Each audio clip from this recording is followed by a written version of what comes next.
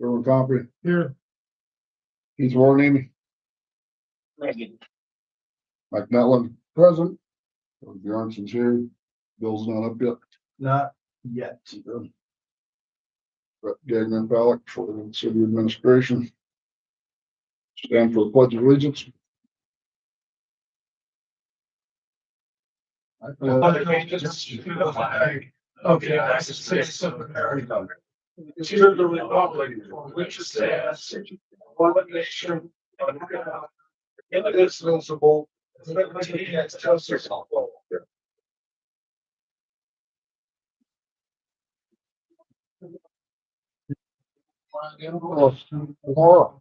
Reagan, do you want them up here or not? They're gonna answer from there. What do you want? Your report first. Oh, I can go report first. Yeah, forget it. I do have it. Do you have my report? Well, yeah, I have it, but when we, I usually do it at the other meeting. yeah. Since there's an item- But since there's an item in here that the board had approved tentative on their approval, I mean, you do kind of for the ICS agreement.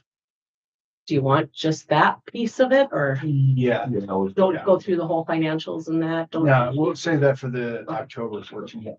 So, yeah, so there was a motion, that the board had to move forward with the ICS agreement subject to review by legal counsel. And, then we also, we did have, a meeting with, we had a meeting with ICS last week and had some questions, follow-up questions from the board meeting. So we had some things changed in it and a couple of them were, and you don't have the correct one there, I believe. Oh, you do now. Okay. You had to run one. Buried in here, but I didn't get this until right now. Okay, yeah. So there was some changes were made to it and they had removed a couple of the items, since they're hoping to use local guys, they did remove, the lodging, mileage, or some meals. They reduced, there was another $250 they took off. And then these are the monthly charges that they had on their contract. So they did remove those and then they changed the superintendent truck from $1,400 a month to $700. So it was at $1,450 to $700 a month. So they made those changes to that. I believe that was it in the changes. And We then asked the a other- lot of questions. but- Yeah, the other one, the site trailer, they can move inside. Yes. Site trailer can be taken off site. There will be a savings there as well, right? Yeah. Okay.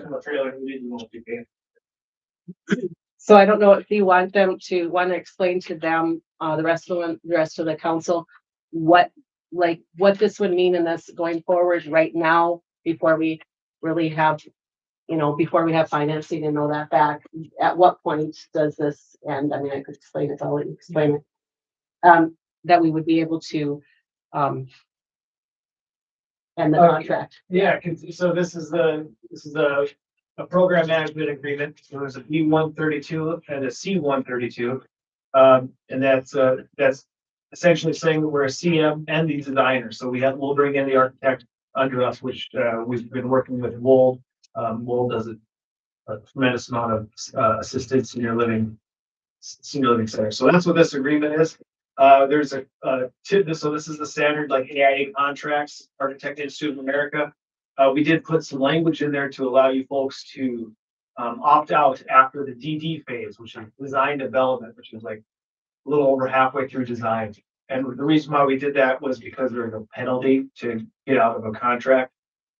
So we put the clause in there to let you guys get out of it in case Ellers was to find something was to happen with interest rates or something from now till then.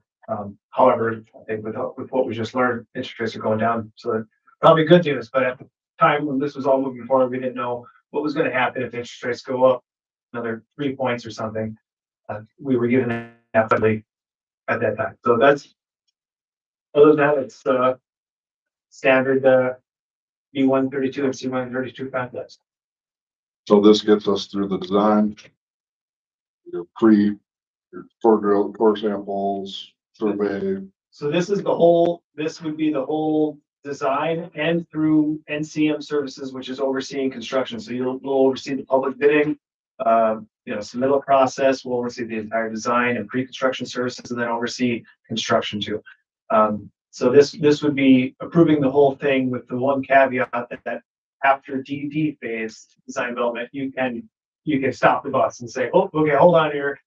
Things, Ellers comes back and says something might be, which I honestly don't think that's gonna happen, but if that was to happen, it gives you that flexibility without having to pay.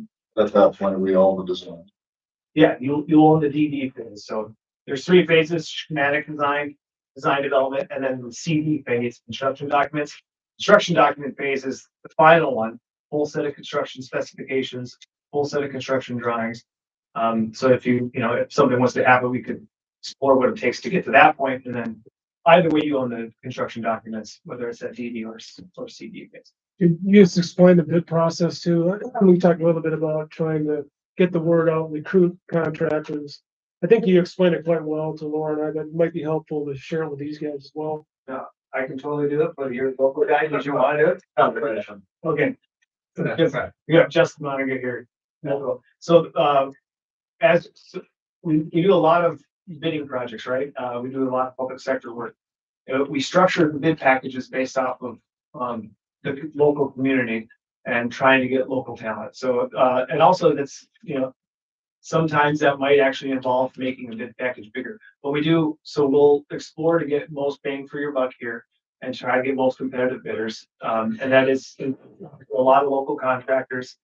Some even big players to see what interests them to come to bid on it too, and explore what options are gonna give the best value at bid day. So we'll work through all that process, and then when we will, send it out for bid, we'll send it out for state plan review at the same time. We'll hold a pre-bid meeting, and then we'll have a public bid opening that's open to the public. I don't know if that'd be here at City Hall or at Greenridge. So, and then the bids will all be received on a table, and we'll read them aloud, all publicly. So, and then we'll make ICS will make recommendations to award most likely the lowest bidders, because that will go. How long does the RFP and bidding process usually take? 10 to 15 days. We normally go 15 days. RFP and receiving an opening bid? So once we finish the construction documents set, we'll do a quick review. We'll do another final estimate review just to make sure everything is kosher with what we're seeing in the documents. And then we'll send it out. We'll send it out for probably 15 days, 15 business days on the market. Yeah, 3 weeks essentially. We send it to the paper, and then we send it to the billing exchanges. So we really publicly solicit the project per statute. When are you thinking of doing that?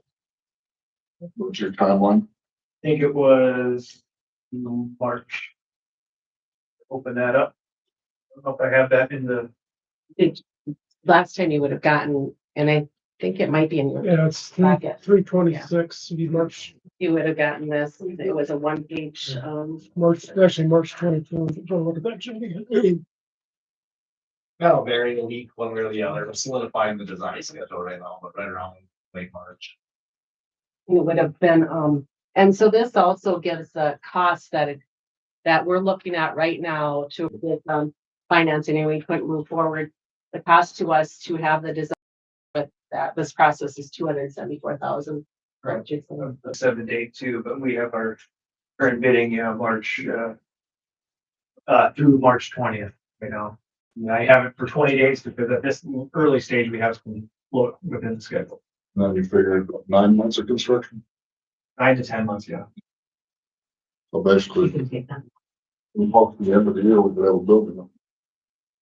Yeah, that may be a little aggressive. Yeah. Right? That'll be aggressive. It's not like a beer cooler. It'll be completed more likely early spring. No, some site work you want to start out. Yeah, I think I read somewhere it was gonna be possibly in March, even in March of next year, 27. 27. To Justin's point, there'll probably be, like the paving and stuff, because we don't want to do the paving too early and then all the construction Right. messes it up, so it won't probably have a cherry on it until spring.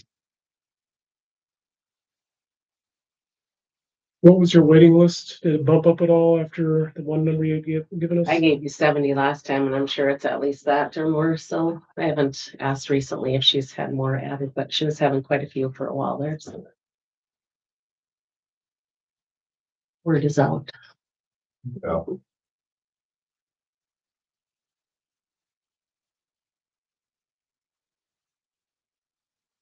On this one, any other questions? You said that the construction phase would take approximately.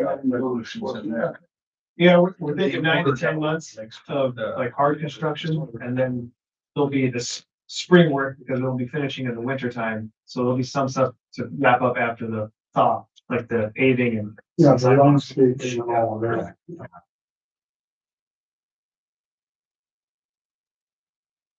Which would mean when it is open for residents in late spring, early summer.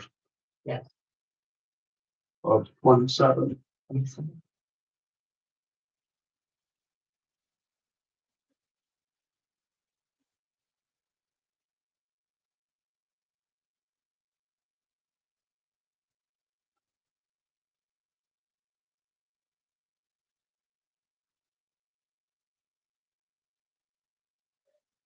You have a resolution number on this? It'll be 2025.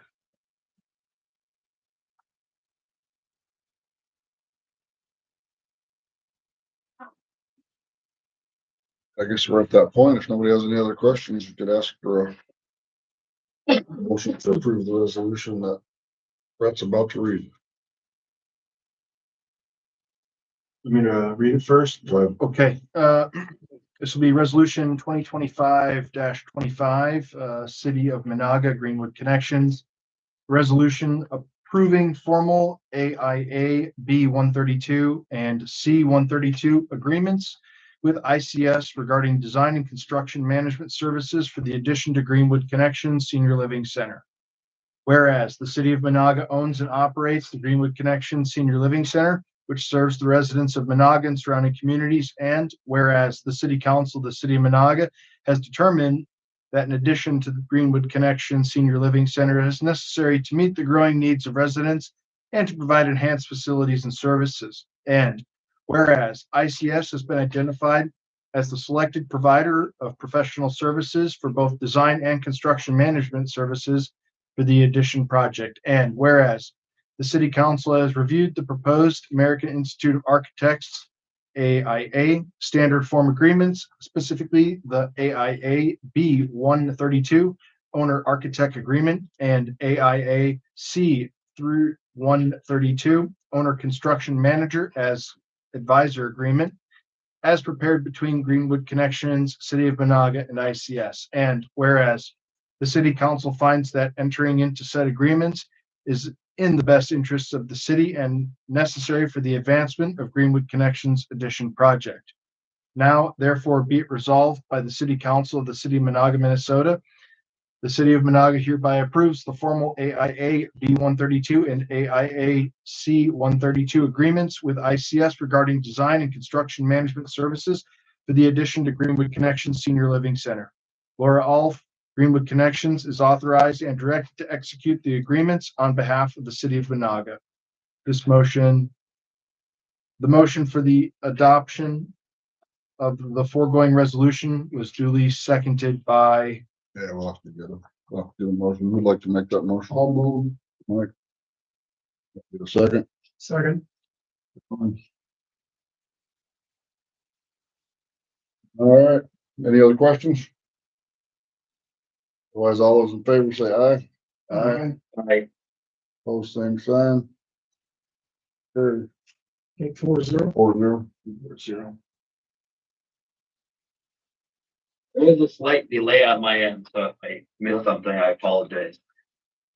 It's adopted the 29th day of September 2025. Anything else? Get after it. Yeah, absolutely. Hey, thank you. All right. Thanks for coming, guys. Have a good one. Thank you. See you guys. Brian, Parks and Meat. And I'm.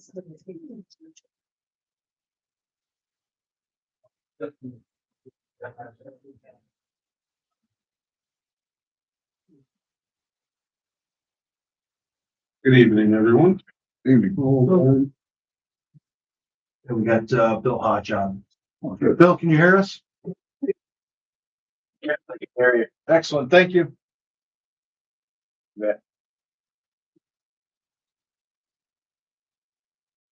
Well, I put a little thing together for the Park and Rec, as the year starts to wind down, we prepare for the winter months. We have already started mulching leaves while keeping up with our mowing at the campground, Bisco, of course, along with St. Erho Beach and Pier, as well as cemetery and the other city-owned places.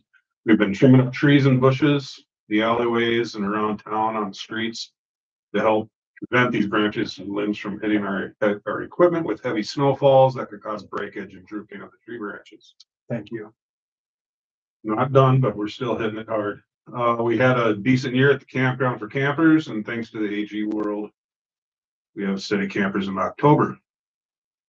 Lifeguards did a wonderful job this year, and I hope that'll continue to next season. As for the lifeguards, I have a little. AG, how many spots did they reserve? Originally there was 13. Now we're down to 1, 2, 3, 4, 5, 6. 6, well, all through October. No, probably closer to 15th, 20th. I haven't heard any end date from the main guy, but hopefully they'll be out of there by the 15th or so, so we can get it blown out before it freezes.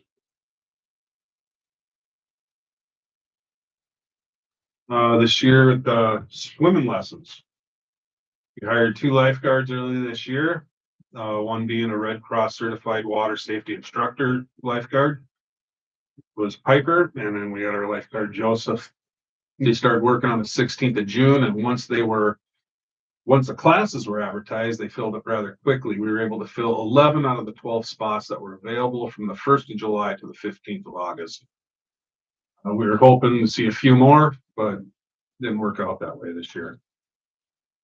The swimming lessons started on Tuesday, July 1st, and were held between Tuesdays and Thursdays, and every week leaving Friday for the one-on-one lessons. So either the uncomfortable in the water or who may have a disability. Children had a good time learning how to swim, and the parents were happy with the results. I believe Piper did an excellent job as a water safety instructor and as a lifeguard as well. Both lifeguards were punctual, were able to move their own schedules around to fill at the beach as needed for weekends. And I believe that swimming lessons were a huge success. The beach seemed to be fuller than in the past few years. Plus, the addition of placing the floating raft in the swim area led to more people coming to enjoy the city of Menahga's beach scene. Moving forward, I believe that having lifeguards and swimming lessons along with the floating raft improved the value of the beach to the city of Menahga. And lastly is this is basically what the bid this is a rough, it's not accurate because things can change, but in $1,414 to get the whole flagpole and everything at the St. Erho. But we have the problems that we're running into now with the Department of Transportation, the state, with their right of way and everything on St. Erho. So we're going to have to probably put it on hold until we get the permits and everything figured out, which Ron knows more about. Okay, and he's gonna cover this? Yep, he's gonna cover all that stuff. On that electrical, I thought we had a light that we could just turn that's already at San Erro that we could turn up toward that flag. Well, where you and I discussed positioning that light's gonna be quite a ways away, Okay. and it'll probably shine up towards the road. So, yeah, and I did talk to Sean a little bit about that. He figured it'd be about $800 to trench possibly from that light through. And he thinks it'll be about 800. I think it's gonna be a little bit more in the end because he's definitely gonna tear up irrigation. He's gonna put time and money into the ground to fix that, get that back up and running. I don't believe there's wires running through that area for our control wires for this system. But I don't know. Sure. Yeah, but- I think they can locate those lines, can't they? Easily enough. Yeah. But other than that, anybody got any questions or anything? Yeah, I got a quick question for you on this, Spirit Lake swimming lesson report. Would it be okay if the Spirit Lake Association put this letter in our fall news, letter? Absolutely. Yeah, this is awesome. I mean, that came up in our last board meeting. And I was actually gonna approach you to see if you could put something together. You can prove, give me permission, we will put it in our newsletter, okay? Absolutely. Thank you. More than happy. I have a question for you. Go ahead. The plan, is it on your radar to get fixed before the snow flies? The cement blocks out here? No, Just first and foremost, I'm not a masonry. I've done a little bit of concrete work. I'm not saying I can't do it, but I have talked to some people and they say the best way to fix that is to tear it all apart and rebuild it. Can't just slip a block in there. And I don't think we have, I've looked, I don't think we have any blocks that match. I don't know if we'd be able to get them anymore. But Yeah, and I went there 2 weeks ago. I haven't heard anything back. So I was hoping to, but I don't think you guys do have that matching block anymore. Or you could just paint it too. yeah, put something else, you mortar it and paint it. And that's what my original plan was, just try to put something down there and fill and then try to make it match and paint it. That would look better than it does now. Yeah. At More- least until we can get it repaired, because we are starting to get cracks. Besides that, on that little wall there, and then right at that window, I believe there's another crack that went down. So the building's shifting and it's cracking and. Something to keep on your radar. I did approach a logger about the sites out there and the disc golf. Okay, And I think I've got them on the hook for it for spring thaw. all right. Let me know, because I know Wayne Isaacson is still trying to get something figured out too. But the only way it works is every tree that has to be removed has got a orange paint on it so that they can come in and just mow that down. You know? Take And care of then that. they can have the wood and get it cleaned out. Yeah, I got some dead trees I gotta remove too, so. And then if we have any plans on widening Seventh, we could take some of those out too, Okay. with that access. So that'll be something we should probably get together we should probably have a Yeah, committee meeting and chat about some of those things and go over design and whatnot. okay. This spring comes real quick. Yeah, it does. I don't know about this year. I hear everyone saying it's gonna get a long, cold winter. But I don't worry about it. I got warm clothes. You judge by the amount of acorns, that's correct. Oh, there's a lot of acorns. Mast year, they call All right, gentlemen, thank you. it. Thanks. All right, Ron. I think I'll let Chris go first here, or should I do my, yeah, let's have Chris go first. Yeah. The way you can. Go through stuff. Sounds good. Thank you. How you doing? How are you? Good. Good to see everybody. Okay. So I know we've had discussions over past couple of years about the big project that the city wants to entertain doing, water sewer streetwise. It's kind of the last touch of water sewer and in the system to clean up all your old pipes and so forth. But so we've been on the list for funding for water and sewer with the PFA, the Public Facilities Authority. Everybody knows that last year the legislature did not pass a bonding bill, and therefore there was no funds put into the PFA pot of money for funding. And they just basically funded what was already going on for projects and did not have any funding this year for projects. So everything was stale. We've been waiting for their list. Every fall they put out their funding list for the upcoming year. So this will be for 2026 construction for water and sewer. And they are saying that that list is not coming out until mid to late November. And this is what's been happening. From the MPCA side, the sewer side, they sent out emails to everybody that was on the list currently with the project planned and scored and said, hey, is your project actually planned to go in 26, or can we put it down as a hold and see if we have enough money to cover the balance of projects on your list? Because if you imagine what happened, You skip a year, no funding. Now you have more projects filling in the list. The scoring is not meeting up with the funding pot of money that is now coming for next year. So they're asking anybody, hey, can you tell us if your project can lag another year to help us out on what we can on the list otherwise. That really doesn't make a difference. What we've seen with Menahga's score is it was below the 40 points on the sewer side of things. You guys had it at 33 Because the sand, because you do not have the I&I, the infiltration problem that others do. So you didn't get that score, you get those points. So you weren't really falling into the fundable range, which is anything 40 and above. Now, we've also got an actual phone call from the Department of Health on the water side, the water main side, asking the same question last week.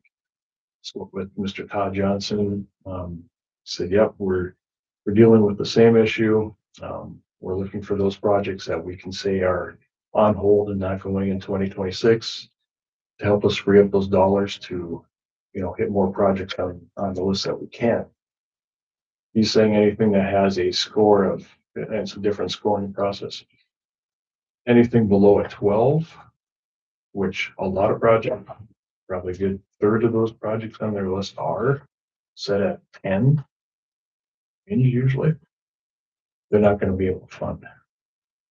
So with that, I asked him, this truly looks like Menahga's, and you're at a 10.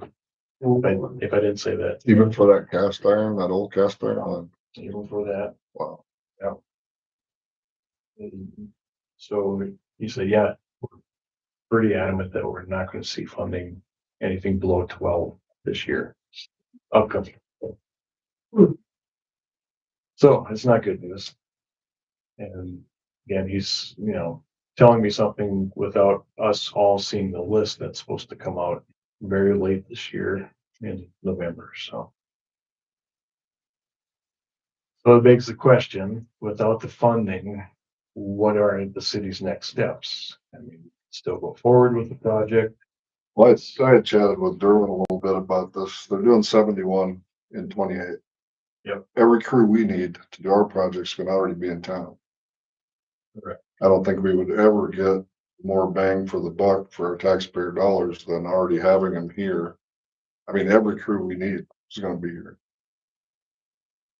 If we could wrap it all up into that, I mean, it's kind of separate bids because that's all state funded and ours is city, but we should save money on that end, I would think, since they're already here. Potentially. We could look at it 15 different ways, possibly from the contractor side of things. The contractor you have coming in for the work on 71, there's a lot of rural work involved in that contract too. But then there is, concrete work that would be one subcontractor that we would see on both the city's project and the highway project. And then the city has water and sewer also being done. Question always is there economy of scale that can happen between those two projects bid separately with the contractor that gets whichever project bids first? Will his subs and everybody play along and then bid the next project, the second project, to match? Or are they, not going to match up? Maybe they have, once they got this project in the door and they have other projects already secured, they may say, no, we can't take on more. So we wouldn't really know that until we actually went to the bidding process. We wouldn't know that, no. Another thing I'd like to point out, with 71 and 87 being done in 1 year, that's going to be a lot of work, a lot of construction for one season. You put in the rest of the city elements directly adjacent to, especially the southwest area down by the beach. That gets pretty busy as far as construction, detours, local traffic trying to get around. go for it. I myself would rather see a lot of pain for a short time than like Wadena, that's pain year after year after year. You know, That's just my take on it is with 71 being tore up, there's no good way to get around. I mean, and they're not gonna use that beach road as a detour. No, they would not. I know that. They wouldn't use that, so that one wouldn't affect But any detour. locals may use local road network as detours, as the project advances, different, planning zones of it. And I would assume they're not gonna mill 87 while 71 is tore up. They'll probably mill that when they're ready to pave. Second coat I'm assuming second coat. Yeah, I'm guessing you could be right with that. I would think on a second lift, they would mill them. That'd be a Yeah. question we'd really want to pose back to MinDOT and see, what are their possible phasing. Otherwise, we're gonna be if 87 shut down at the same time as 71, we're in a world of Be a nightmare. some long detours to get into town. They may mill it and leave it for traffic as they work on 71 and then come jump over. If it's milled, and it can still handle traffic. Right. There's a lot of questions, a lot of moving pieces that could be. That is the plan for 87. It's just milling them. That's what I know. Yeah. Last. So, looking at, again, the funding with the PFA, we knew that the sewer wasn't going to be any grant funding. On the water side, we had a feeling you guys would see some grant funding because you have water system debt. You got your water tower and you're still paying on your water plant. So those are two pretty big pieces of debt that the city has, and you have your annual payments for that. That forces you more into the grant zone. There's a whole other things that play into that as far as median household income in town and what you have for expenses on your water system too. So that, again, we're assuming there's going to be grant money involved if the PFA is helping you fund on the water side. Would adding a loop to that help? If we loop water over there, Water, we have that dead end. If we were to make a loop on that end, if MDC was to do something with their development, so we could loop it in. oh, I know you had said once there's some money available for creating a loop. so in that case, we're creating a loop through a potential housing development. And they don't recognize that as, 100% fundable. There may be some pieces of it that's fundable, in regards to the highway crossing. That would be crossing in one side of the highway to the other to make that connection. That's a, pretty spendy. Road, right? For the casing pipe under the road to make that happen. You just don't have any good news for us I tonight. don't. Very bad news, that. So the life of this, the pipe that's in the ground right now that we're utilizing, I mean, is it, what is the life? Is it another 10 years, 20 years, or can it just will it carry on for a number of years or not? It's always hard to say, cast iron and sand is pretty decent sometimes. What have you seen for maintenance? It's been getting lined pretty good. I mean, we did that auto flusher over there. That pipe's got lined decent now. I mean, the ortho's been doing its job. I haven't seen any detachments. The only spot would be is in your house if you see much in your filter lately. Yeah, I mean, there's a steady flow, but it's not as bad as it was. Yeah. Oh, I mean, it is getting lined correctly. There's not the black tint No. dirty stuff coming. So it is lasting. So, I mean, if we do have to push off with the projects, even, let's say we have this time frame, even if 27, 28, I mean, we do still have a 5-year, we can even put it in the 5-year capital improvement. Still have a 5-year time frame. Department of Health isn't saying until, is it 2036, I believe, that all cast iron needs to be replaced, I believe. Is that the date? I think that's the year, it's 2036.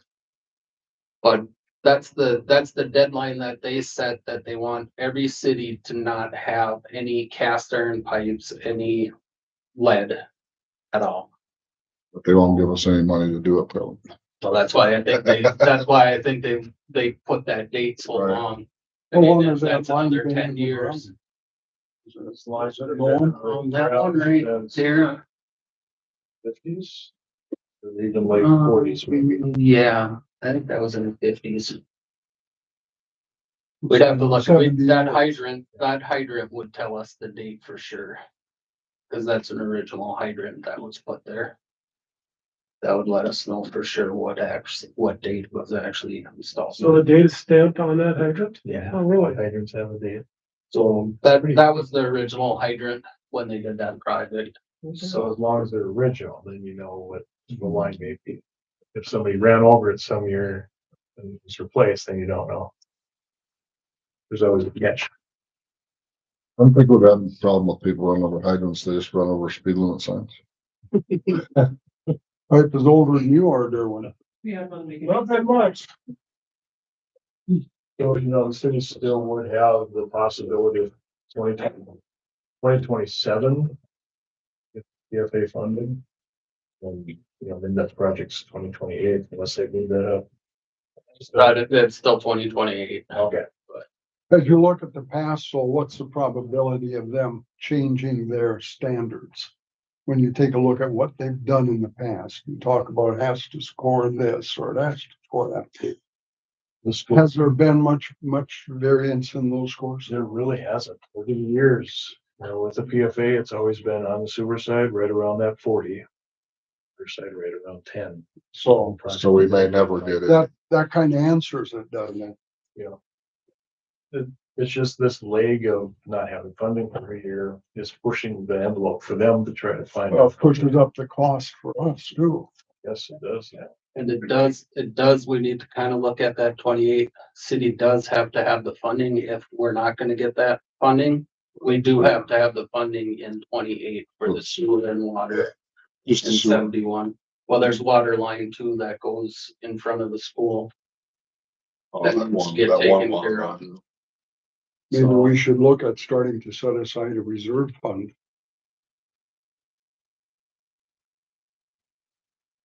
Can you up the sewer and water fee? Well, this all goes on We've assessment. been looking at our savings. I mean, our water and sewer are doing good for being able to have a project in point.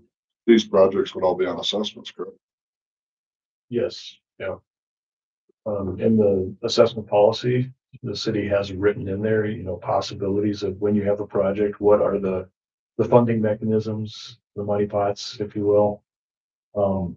So you've got four listed here. Pay all portions of reconstruction costs with ad valorem, city tax funds, reserves, or such other funds which may be appropriate and available to the city. Second, pay all portions of the project cost through special assessments of all properties which have contributed to the inadequacy of the project. Third, increase user rates. So we can take a look at increasing water and sewer rates. I don't know if you have a storm utility rate too, but that's another possibility. If you want.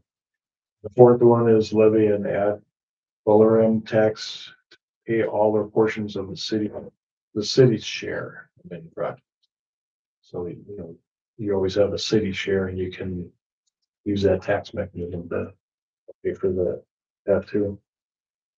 And so that, you kind of have a three-legged stool there, if you will. You can have a general levy tax to help pay a portion.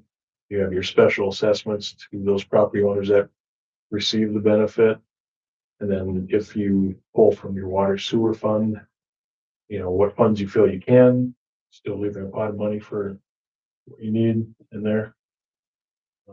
So those three pieces are something that you can look at as far as $4 million project, so. Well, yeah, I think bottom line is we're not gonna be able to do this in 26. And that's pretty clear. We would not be able to. projects like that. Does the state do their own engineering on projects under state roads, or is that something the city is involved with? So, Talk about the one in front of the school there on 71. yep, on 71, the state will either have their own forces design their piece of the puzzle, which is the street work, the surface work, basically, along with storm sewer. So streets and drainage, they will design, or they would hire a consultant. They may have a consultant come in sometimes and do it. For the water and sewer piece, we'll design that for the city and then work with Menahga to put those into the project plans. So it's all bid together. You have one general contractor that knows all pieces of the puzzle that have to be built. So your handprint will be on the water and sewer part of that project. Yeah, Your company's, yes, okay. yeah, on behalf of the city, we'll have them for the design and then, like Ron said, the funding, apply for the PFA funding for that. Which we would do this coming spring. Get on the list for that. The only assessments on that 71 project are just for the sewer and water, That's correct, yeah. because the state's got the rest. Does the school pull their water off that main? While they pull it off of the one that actually runs right in front of the school. On And that 71? one's, no, on, second, yeah, right there. And then they pull it from the back side of the school on the south side, They have two sources of So they're- water tapped in two different spots. you know. So their elementary and middle school comes in from Second Street, the north side. Their high school, their new high school comes in from the other side from Third Street and Birch. How do you, Fort Falls. how do you assess a public building like that? Does the school have to pay the assessments? They do, Oh, yes, okay. yeah, we're doing same thing up in Walker right now. And the thing is the school actually does have to replace their line from the main into their building. And that's actually through the state is if they have a cast iron pipe, the state is taking care of the service line. Well, that's the one you're talking about. We're gonna switch to where it goes into the school, right? Yep, goes into the school from the main, it has a service feed of cast iron. And the state pays for that. State pays for that replacing Under their lead service line, the lead Funding. service line funding. is the city signed up for that service line for the school? On the list? We hadn't got that was part for that, it's on there, Okay, but not funding aspect. okay, we can look at that in spring then too. So, recommendation I would give at this point, knowing that the funding is lacking for the city.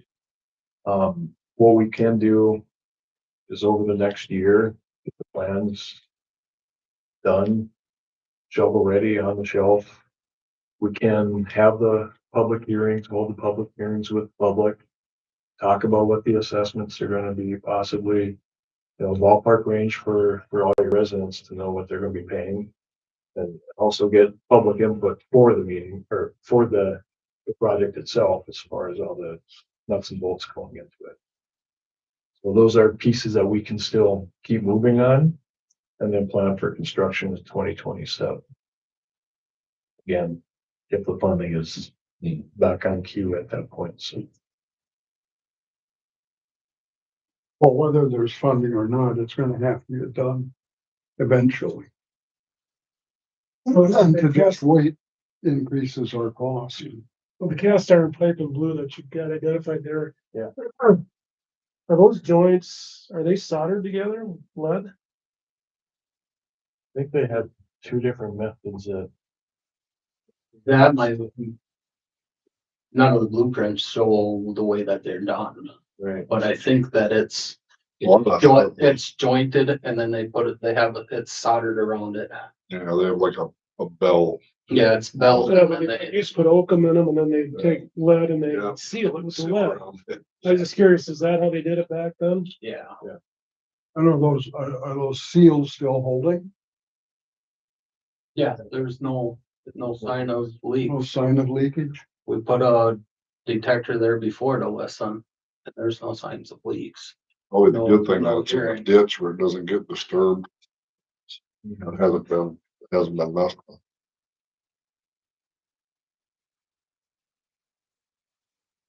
Yeah, because you can go with the one hydrant on one side and test the pressure there, and it doesn't change pressure on the other hydrant. So it's been really good. Yeah, you really have no good news for us, Chris. I really don't, other than, let's keep marching forward as we can. Yeah. And wait for funding to get caught up and also, it gives city more time to put more money into reserves too and start that planning process of what you can pull out towards the project too. Once we get into design, we'll have better numbers, estimating numbers too. We'll have more of the, actual lengths and square yards and all that. So we'll have a better estimate that we can all work with time too. Yeah, we'll keep pushing that and I'll get the process mapped out, a timeline for us all to follow.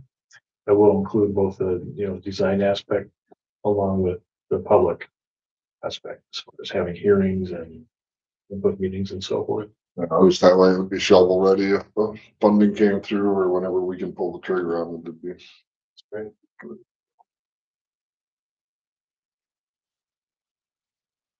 That sounds good. I'll proceed and get back to you on the timeline. Thanks, Chris. Yes. Thanks, Chris. Did anybody need a copy of the draft report? There's a- I'll take one. Yeah. Brad, if I can get one, that'd be great. Yeah, you got these on pages? Yeah, I can email them to you too. Please. Will do. I'll leave you all these copies, Brett. I think I've got those two. Maybe we can. Yeah, some are updated. Are they? Yeah, there's. I've been.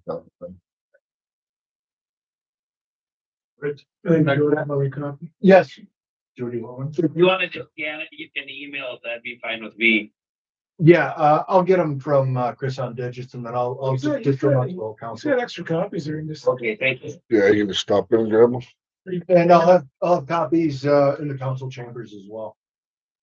Okay, I can stop in next week to get it done. We could even have one. When I get one, for the public if they want to see it too. I'll be fine. Is there anything else you want me to say? 87. I was gonna mention, so I have it on my report, MnDOT update for the 7187 project. October 23rd is their preliminary hearing. And they're gonna be these chambers. I believe their time frame they said was 2 o'clock to 4 o'clock and then 4 o'clock to 6 o'clock. I'm not sure if it was business, because they wanted the businesses and then they wanted the residential. They said it don't matter if everybody shows up at 2. But they will post it on their webpage also. They're just gonna do an overview of their project. They're gonna go over everything. They want to get the public input. The crosswalk sign. If it's good where it's at. We have to do a letter also. Saying that the city is. What's the letter called? Agreeing upon, paying for the crosswalk, the light. And then the sidewalk also by St. Erhol. They want an agreement on that. For the cost of tearing it out and replacing it. But they want to tear it out and replace it. That would be in the MnDOT project. That they would tear it out and replace it. And their new design is to change the sidewalk from Third Street. It would be going directly across Third Street over into the park and then Like connecting this. that sidewalk. Because it's not ADA compliant. That's it. Thank you. when is that meeting? October 23rd. That's one thing that's, well, we can bring it up to them, but it's like, we've got those 70-foot, no parking. Oh, 87. 3 to 4, okay. 3 to We 4. can make those turn lanes, get people out of the way. Did they put the date on? Yeah, And that's be another great way where nobody can park there. I did have that. Cause now people won't use them, even though there's nobody parked in it. They won't use them to get out of the way. And they come to a stop to make a right turn. So I did have them times off. It was 3 to 4 for business and 4 to 6 for public. Sorry, For business and 4 to 5. 4 to 6 for public. One thing, And Noticing requirements. 4 to 6. We have to advertise in the paper. Do we need to have an official Um, notice? they said that they were gonna do ours and that we could post it on our webpage. Just tag along with theirs. Usually the public relations takes care of all that and then they'll work with the city. And I just want to make sure, because if a quorum of the council shows up, I gotta notice that. Yeah, it should be put in the local paper, right, or official newspaper as well. Well, if, It could get posted. I mean, if that's. I mean, I would say just noticing, like, so post it here, City Hall, post it in the post There- office. there won't be any decisions made, even if we all showed up. It's just, Yeah, we're doing an overview. Yeah, they're And just, if we and had questions or whatever. then they just want public input to say the different things. I believe one of them was also the encroachment aspect that we have to be able to work on. So they're gonna send the city a letter for encroachment because we have that pavilion over there. That's actually encroaching MnDOT's right of way. We have to fill out a permit for that flagpole. And then that sidewalk, for an agreement section stating that the city agrees upon paying for the sidewalk, tearing up and replacement. And then also an agreement saying about the crosswalk sign. Where's, Is that the one that's right across the road that used to flash? But they're gonna still have those. It's just the side ones. On the side. Yeah. Yeah. So the new one would be, New ones are which the, one activated? Yeah. And it's got those rapid flash. Oh, okay, sure, I know what you're talking about. and I believe, we can get more input from people, but where it's at, I think is a good spot. Right by the tennis courts and stuff. Right. And then they also were talking about, parking along Senex area where they're gonna have to narrow that area. Or they eliminate the parking. But even that area don't have much parking spot, I want so, a parking spot there, right? yeah, cause we have floors and more to the Senex entrance. That area is gonna have to get narrowed, so it would only actually be considered a 9-foot parking area. I thought they were gonna narrow it all the way through town, the parking lines, with the way you talk, because they're gonna make the sidewalks, they gotta make those slopes. Yeah. ADA compliant, so it's gonna eat into that. Our parking areas are way wider than they need to be. Yeah. And our lanes are wider, so they're just gonna narrow everything up. It sounded like all the way through town. Hopefully it's not like crazy with the school there. They brought everything in. Yeah, they really saying it. That, I don't think was called for, was it? Yeah. It was called for? Yeah, it helps slow speeds down. It does, it really does. Oh, that was the reasoning, huh? And with the parking within that zone, so you don't have people driving between cars where they shouldn't be, and the crosswalks are more. So they're all safety driven. Yeah. Okay, I totally understand that by the school. I understand now. Yeah. They said, what's the reasoning here? And you just answered my question. Did you guys engineer that? Yeah. Okay. Within that, yeah. That was touching base there on the letter.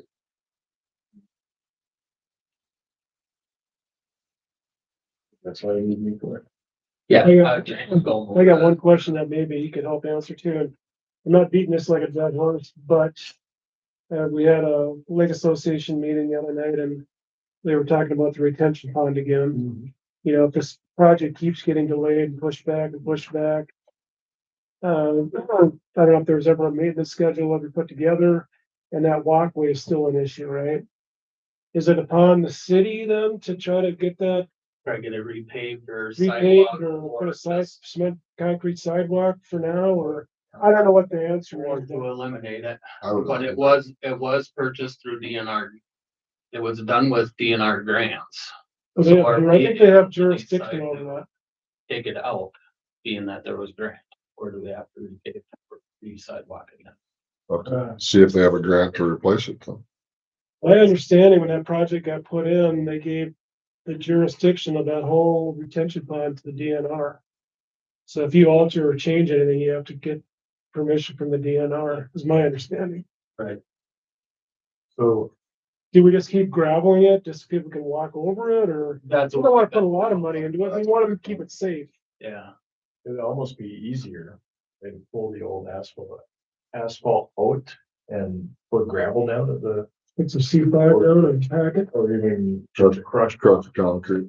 Yep. So that put on. Chris Baker would be a good fix. So when you do have movement, you're not creating trip hazards with pavement edges, you're just moving gravel and it's a lot easier to walk on. That would give us time to the next stage. Maybe looking at 28 maybe, or 2029, who knows? Hopefully 27. Was that, retention pond, was that paved for ADA compliant? No, it's not ADA compliant now. Okay, yeah, no, but was it paved with the anticipation of being ADA compliant? I don't believe so, no. There's no good connection. There's no access to it from either end because they couldn't get to it. I mean, you can from the ramp, but you can't That's go, what I'm you wondering. can't go all the way up. From the You ramp, can't get up to the beach. You get to the ramp to sand. the beach. Yeah.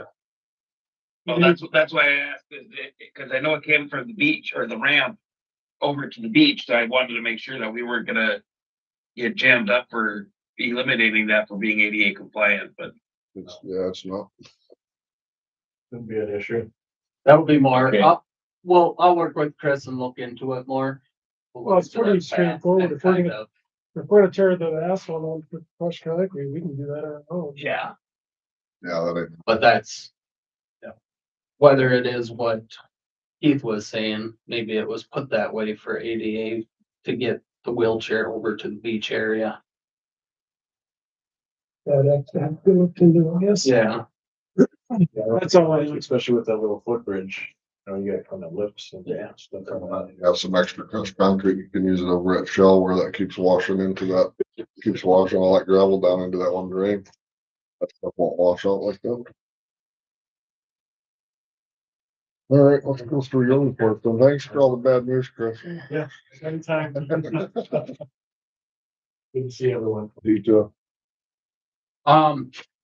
hydrant flushing, I put on their starts at the end of the month. It's, I still have to get it posted in the newspaper, so it'll be at the beginning of October. So it'll be around the 6th. And then, some new water service lines were connected. We got, new house being built on Happy Hour. You got the other ones out in Southgate there.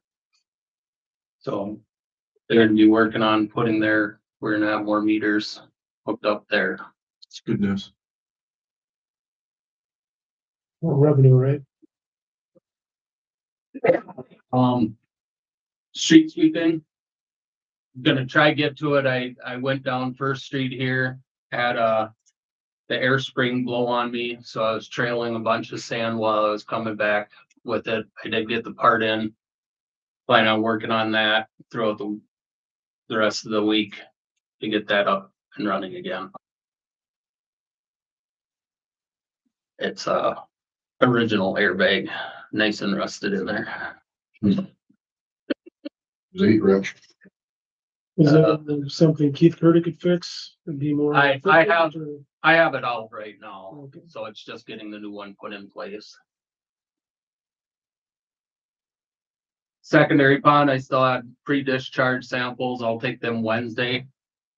Then once we get them back, the pond really looks good just by looking at it, but I won't know for sure till getting the samples back from the lab. But I'm hoping, it seems like we shouldn't have to put elm this year. this fall for it.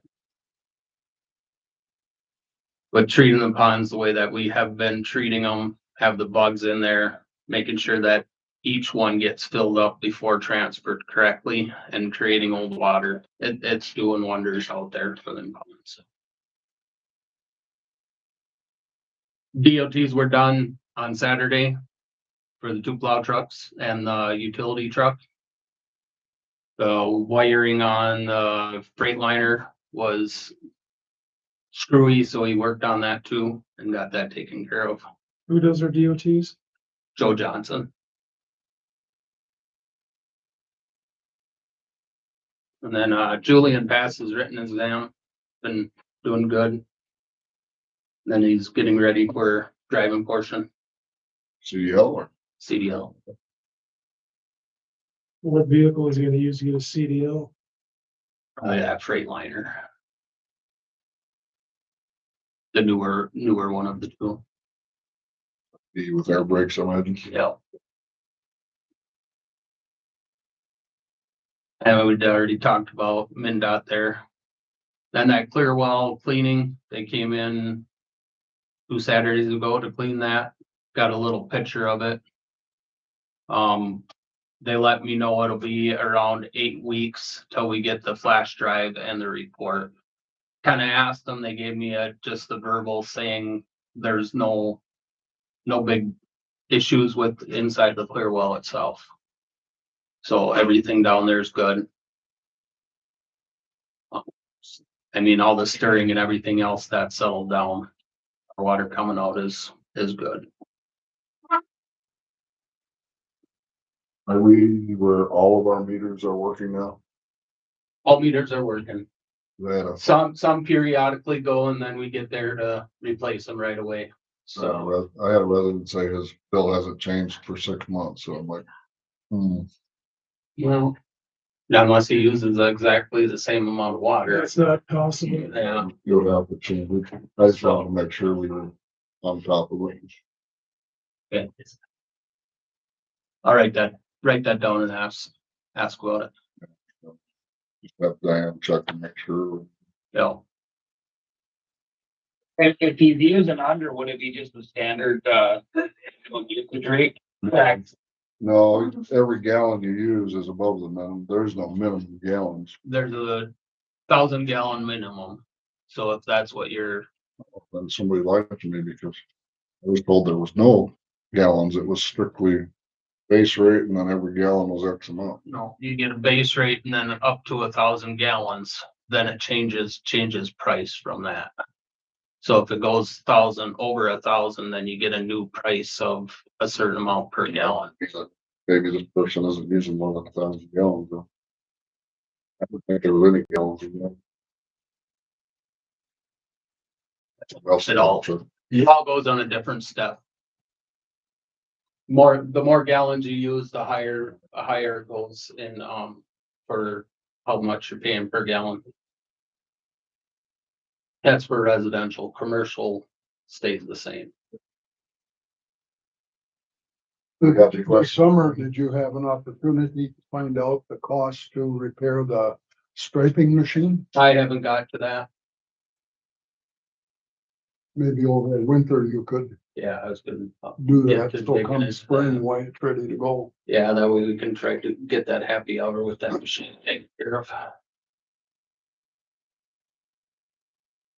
Anything else for Ron? I've got nothing. Thanks, Ron. But I was gonna mention that radar sign. We do have that in place. Oh, Doug, just gotta get us on it and then concrete cord in there, so.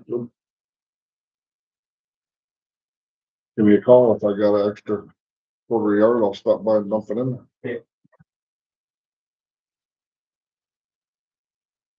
Good evening. Good evening. So from September 4th to September 25th, we had 74 calls. Anybody have any questions on those? Quiet month Sure. compared to previous reports. I'm the one lone ranger for the last month. Yeah, so I've had 74 calls. It's been a wild month. State citations, we had one theft, one vaping, one school bus stop arm violation, and no proof of insurance. Long form complaint, second degree criminal sexual conduct, and then arrests, a felony damage to property, and then failure to register as a predatory offender. Mileages, you can see on there. I don't think Derek's changed since the last one, but I'm guessing people have noticed the Tahoe was parked out here again. The radiator's out of it. Thankfully, it's under warranty because we just put a new radiator in it just over a year ago. And I don't know if this was just some poor quality one or what, but Joe came back to work last Wednesday and it's leaking fluid out of areas it should not be leaking, not damaged, nothing. So that one should be getting fixed here. It sounds like maybe the end of next week we'll be able to get the part in and get. I'm gonna get that moved so it's not there. We'll move it out over there so it's out of sight, out of mind. But he is using Derek's squad now. Ron kind of touched on it. The speed sign that I think that's going to be going in soon. We did finally get the check today for reimbursement on that. That was quite a process to get that back. I think this was a couple months ago that we had talked about moving that Menahga sign. And I had talked to him, I believe it was the next day on it. It was supposed to get done. Well, I just continue to notice, and you probably do too, that they still have not moved that yet. So I reached out to them again about this. The guy's name is Jeff, and it's supposed to be on their agenda for today. They had a meeting today. I didn't get an update on it. So hopefully they get that moved. I told them it'd be real nice to have it done before the ground froze, and we can't move it. And obviously I told them the reasons why we want it moved. For the Jake breaks, these guys. Big know. break and the speeding coming into town, because it's almost, what was it, almost 3/4 of a mile in. So, yeah. I have our body camera audit scheduled for 10/16. That's something that we're required by statute to do every 2 years. So that's coming, that'll be 2 years that we've had them. So get that done. Other than that, we can scratch the other items on there, and that's everything I have. Any update on when Derek's coming back? Nope, he has a fracture and a couple tears, and he goes back into ortho in I think it's either night. It's been tough, but Shoulders are very complex. yeah, and So- it's the right one too. So Situations like that, do you lean on the county a little bit too for some additional support, or yes, no, not really? Ooh, I'm not saying that I they tell them all the time, but I mean, do they come up this way a little more often, or? I mean, that's the expectations, but if we get a call, yeah.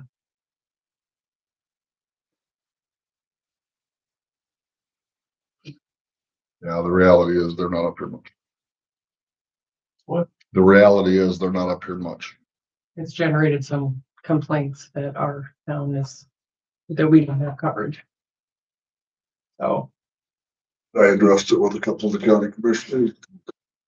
Might have improved a little since then.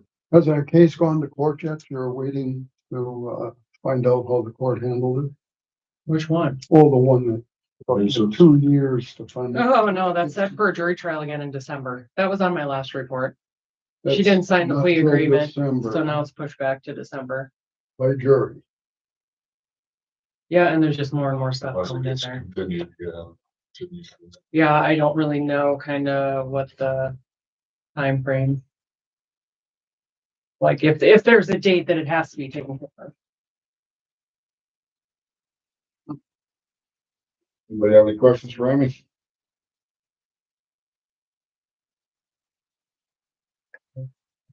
No, I'm good. Nope, I'm good. Yep. Thank you. Have a good evening.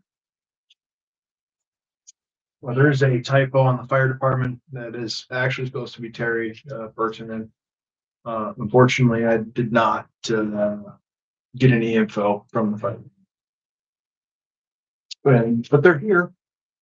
Yeah, I think they have a training session going on or a meeting. Oh, they probably have training sessions.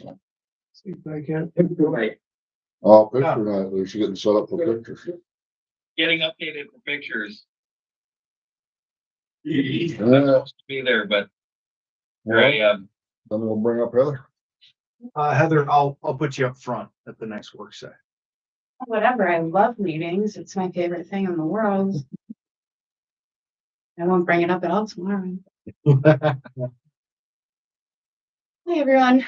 All right, so first and foremost, the cooler. It's still a work in progress, but pretty much done. They're coming to look at the doors. Their floors are uneven, so they're gonna try to give us longer sweeps. And I have talked to both Brian and Ralph. There's a little mortar, just touch-up work that needs to be done. I have a mat in there right now. There's kind of a little whip in between the two, and I don't want anyone tripping and falling. So when they do that, we may have to close down for a day or two, so that can dry. I think if we use the right stuff, they did it on a Sunday. It'll be ready for Monday. Without closing either one of them. Yeah. Okay. I'm also gonna get a hold of West Central this week to see if we can get some cameras put in the cooler, at least one in the front and in the back. Yeah, I suggested to Heather that she called. I'm thinking we should have one facing each way in each cooler because they're kind of separate and it would catch every angle in case there's an incident in the cooler or something. Right. Record of it. Cover for ourselves. Can you get a fisheye right above the door? Would that cover it? Well, you'd have to have at least two because Yeah. the cooler's added on. Kind of Oh, blocked off. It goes down and, you know, it's separate wall there and separate room kind of.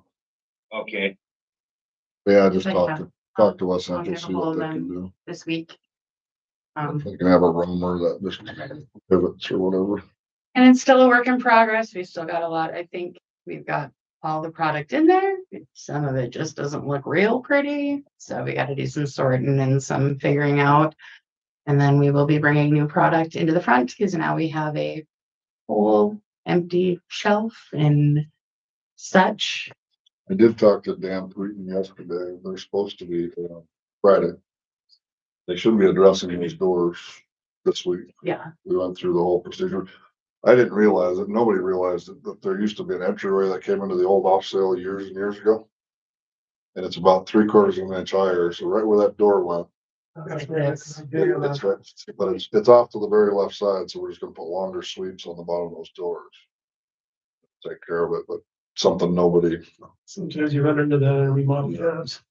Well, looks like they did their thing on the roof. Brad's coming this week to finish up his siding. That done and replace that corner in the front. I set that out for him. So, yeah, so a lot of it is just touch up and making it look pretty now. So the cosmetic stuff on some of the existing siding, especially around the entryway, there's some, I think a corner cap is broken. Yeah, I think Were you gonna try to clean up some of That's the that? one he's gonna, that we're gonna corner. replace that corner. Oh, plus you're talking about? Yeah, Okay. Yep, I got that out of the basement today and set it out for Brad. So you can get that done.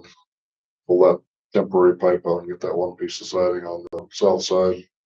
I gable on the east side, he's got, yep. That'll wrap him up. And this all brings me to, I would like to, did you guys get this? Suggest that we go with this maintenance. I had kind of asked before to do it and was told to pass it along to the city boys. I did put a work order in for that on September 3rd of 24. And it was never taken care of. And unfortunately, our new cooler did freeze up because it was working so hard because the old one was so dirty.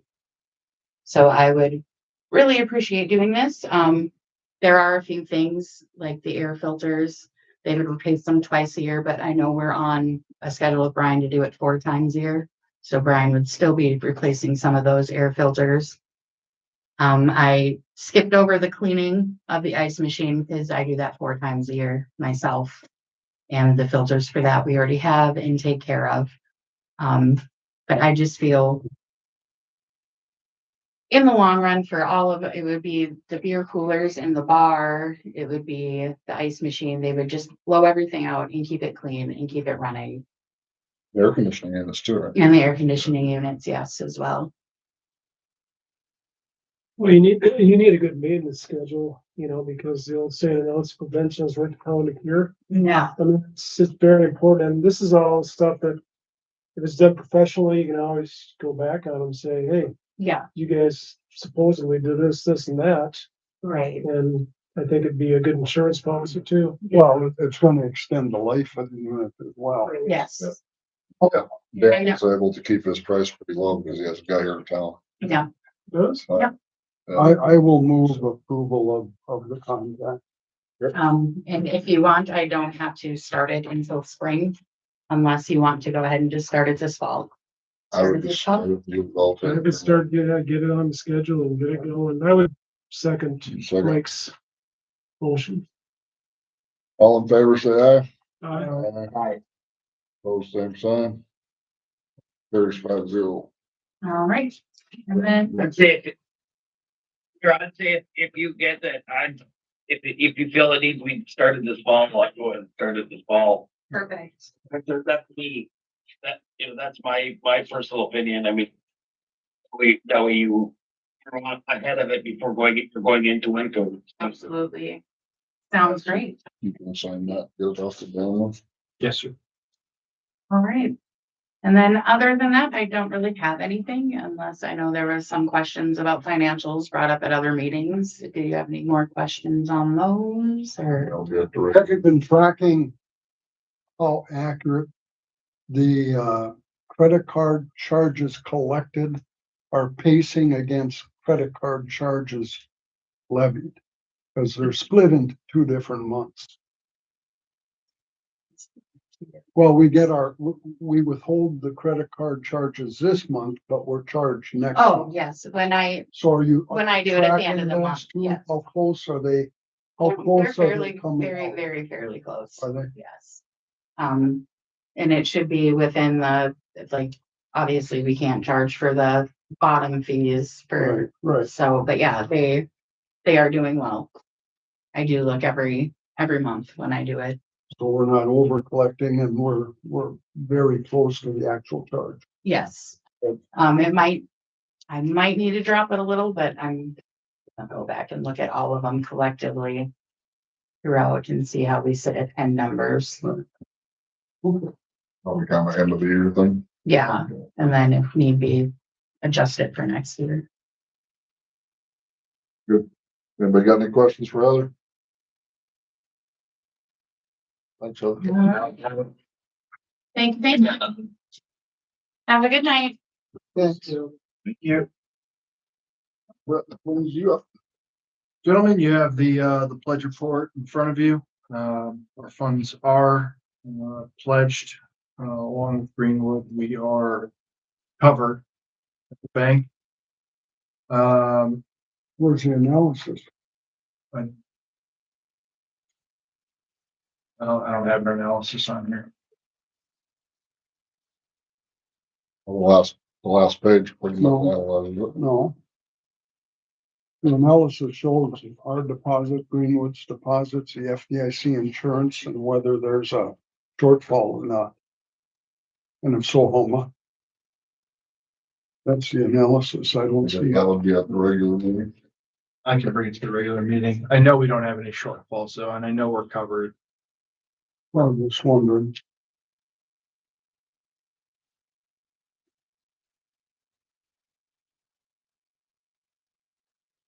Next you see the bond payment schedule for 26.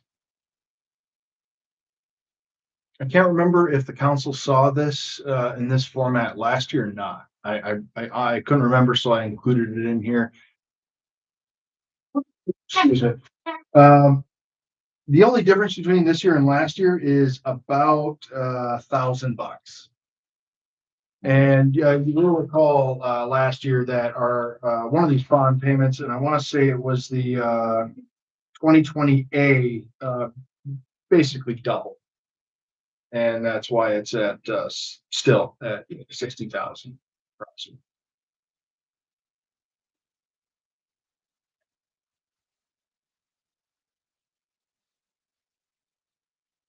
These debts soon to run off.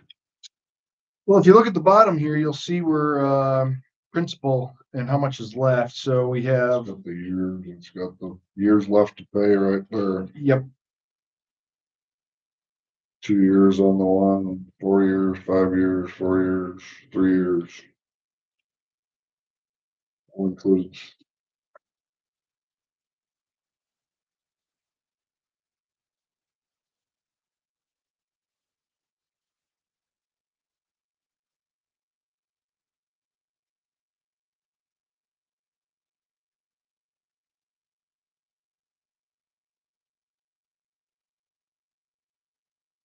And the one, and maybe just kind of keep our eye on the ball is, the nursing home addition, with the 3.2 million still owed on that bond 2017 if this other project goes through, we're gonna be we'll be on the hook for about 9 million, basically. Yeah. But it, should cash for itself unless there's something really wonky happens. And I don't know, we were told that would have a negative effect on trying to maybe bond for some of these sewer and water projects, but you're the numbers guy. I mean, you would think that'd have some bearing, right? If the city general tax base is not affected, if it's not a geo revenue bond, if it's just a plain revenue bond, that shouldn't have too much effect on the city's tax or bond rating because the city's not at risk. But a geo revenue would, because then if it doesn't have sufficient revenue, the general obligation base steps in. So it depends on how the project is funded. That's to be determined yet.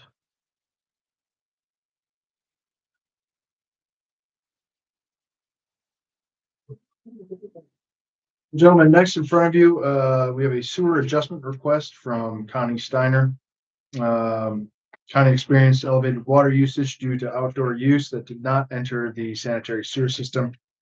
As a result, staff recommends that the city council approve an adjustment to the sewer portion of the bill in the amount of $70.47. Water usage charge remains in place as this adjustment only applies to the sewer fee for this billing cycle. That's not a lot of water. Was a lot of water. Aren't they supposed to come in before the fact and make arrangements? That's if they fill a pool, fill in a pool or something like that. And this was one of those, she found out after the fact. I thought that was true for outdoor use also, say they have sprinklers or some such thing. That you'd have to have a separate meter. So what was the outdoor use that generated that much water? I believe that hose was left on in her yard.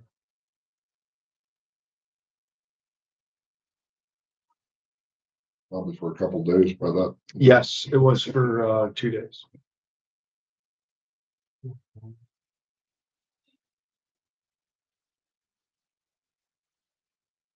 So. Yeah, she was helping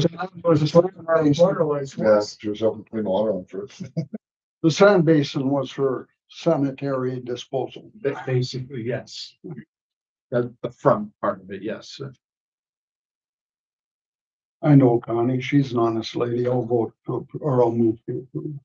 Okay, is this a similar issue to like, I understand it was left on with the hose left on, but I hate to bring up the proverbial back story, but is this the kind of the same issue as like Pleasant Pines and Marsh Creek with the? No, No, No, and I don't know if you have seen any of these yet, but I know last year we dealt with this 2 or 3 times. I mean, and these kind of things are fairly routine. And whether they happen erroneously or an accident or what have you, yeah, again, it's fairly routine to give a sewer adjustment. I just, yeah, that's why I asked. Obviously, a sprinkler system is not going into to the sewer ponds either, so that's why I asked, is if this is gonna be the same kind of a issue with the No, those, village, but those sprinkler systems are on a separate meter for water only. This was from her house. okay. So, No, that's why I asked. That's why I asked. I just wanted just to clarify it. So, So, thank you. all right, we got a motion and a second. All in favor, say aye. Aye. There's 5-0. I just wanted some clarification on that, how we were handling that Yep. over other issues, so. All right, council, preliminary, 2026 tax levy. You'll see the updated bond payments, and when you compare this to last year, again, it's about $1,000 more. This does not, affect the, ad valorem amount that we're asking for in the budget, which is, 443,000 approximately.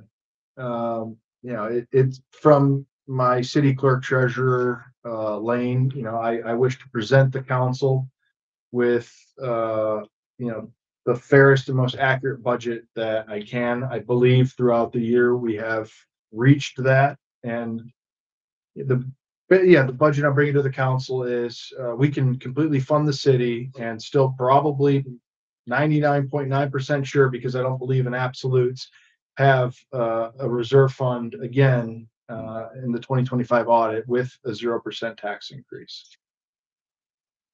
Oh, you think you can pull this off? Huh? I can pull this off. Yeah. once the preliminary I is have to double check adopted, numbers and once the preliminary is adopted, it can be reduced but never increased. exactly. So just a question to talk, to throw out as a discussion point. Would we want to build in like a 3% increase, just to have a little wiggle room in case we find an oops somewhere along the line before the original goes in? When the final goes in, we can submit these numbers. That But was my question to just have a little oops. about a month ago. About a month ago, I approached Brett and Kelly on it, and I said, I want to be absolutely 100% guaranteed that this number is the number. And both of them have went through that budget line by line by line by line. And they have assured me that this is the number. I'm very 100% confident that we don't need to raise taxes. If the council wishes to tack on a percentage, that's on the council. Okay, and let's say we go through with this right now, we're like, we're not raising taxes, something comes up. Okay, then we need to make cuts, buy lifeguards. That's 20 grand in our pocket immediately, and I'm not even thinking hard about it. So I don't think it's going to come to that. I don't foresee it coming to that. Financially, the city is healthy. I still watch every single expenditure that leaves. I feel good about it. I do. And I think we're smart with where we put our money. I think we're smart with how we invest it. I'm on the guys about, hey, I don't want a nickel and dime, because that's how we go broke. I mean, this year we did have some unforeseen expenditures, such as that township road we were on the hook for $11K. We're never going to see that again. But again, even with that included, we're not terribly over that budget line, which would typically be expensive in the first place. So yeah, I feel good about it. My personal comfort level, having done budgets for 47 years, is what brings me to that comfort level.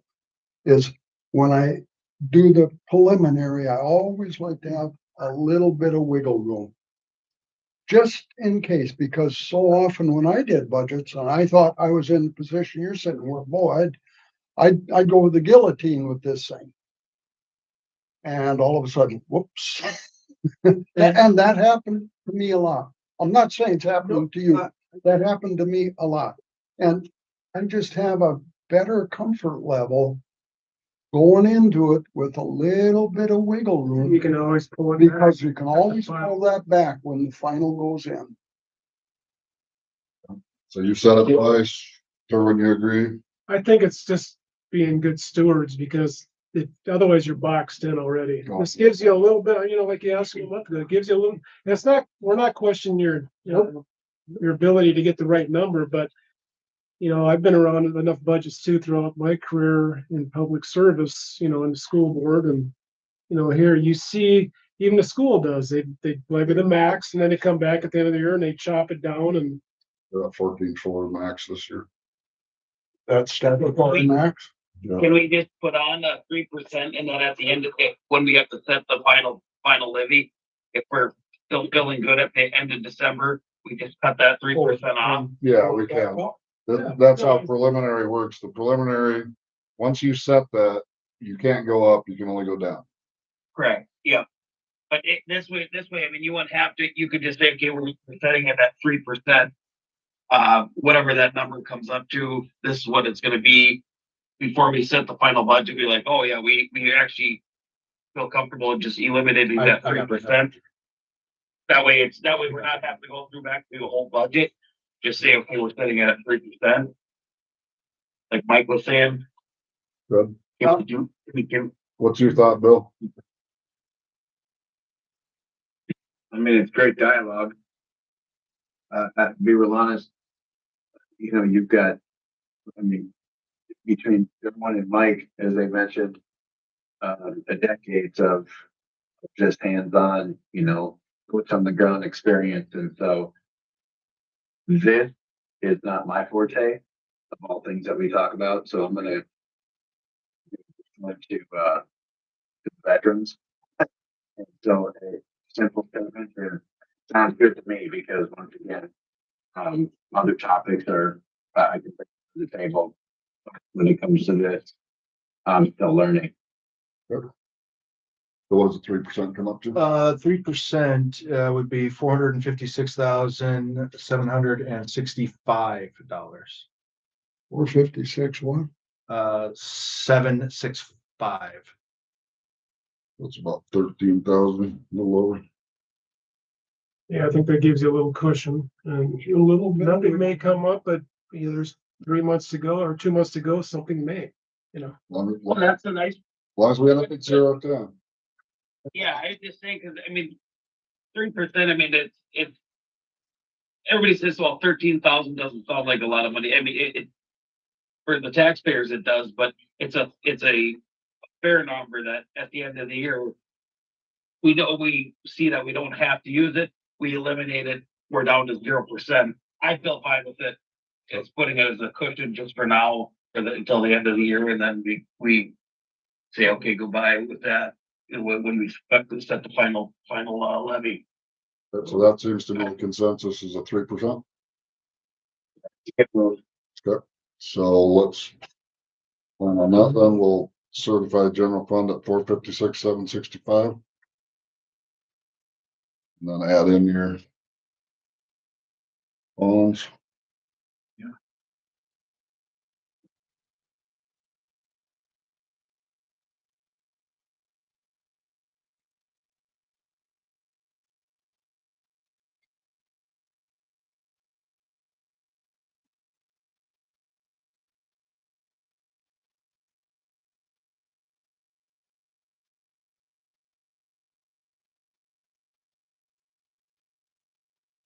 So I will bring it up to the total to $593,697.50. Give that number again, please. Leave the 50% though. Give Oh, that- it is on. It is on there. Yes. Would you give that number again? Yes, sir. $593,697.50.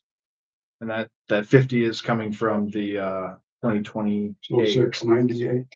Yeah.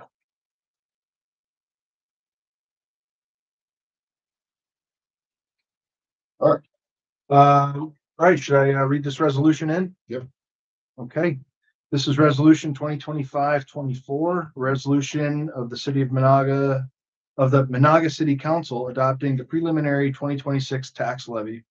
Whereas the city of Menahga is required by Minnesota statute 275.065 subdivision 1 to certify to the county auditor the preliminary property tax levy payable in the following year. Therefore be it resolved by the city council of the city of Menahga that the following sums of money be levied for the current year collectible in 2025 upon the taxable 2026 upon the taxable property in the city of Menahga for the following purposes. General fund, $456,765. Debt funds, 2023 geo improvement bonds, 2023 Bravo Geo Improvement Bond, $6,154. 2015 B Geo Improvement Refunding Bonds, $70,560.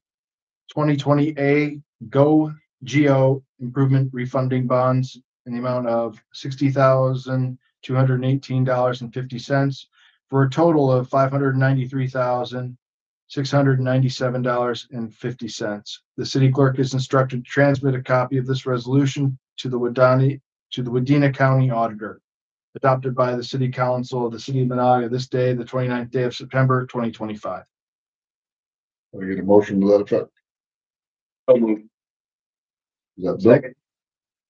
Keith and Bill? Yep. All those in favor say aye. Aye. Aye. Same sign. Carries 5-0.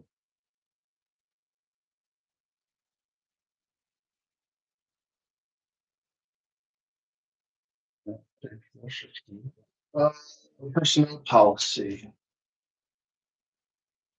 Now, the copy you have in front of you is with Councilmember Netlin's addition. I did massage the language just a little bit, but I kept it as is. And I know that Councilmember Tombree had a clarification that he wanted included as well.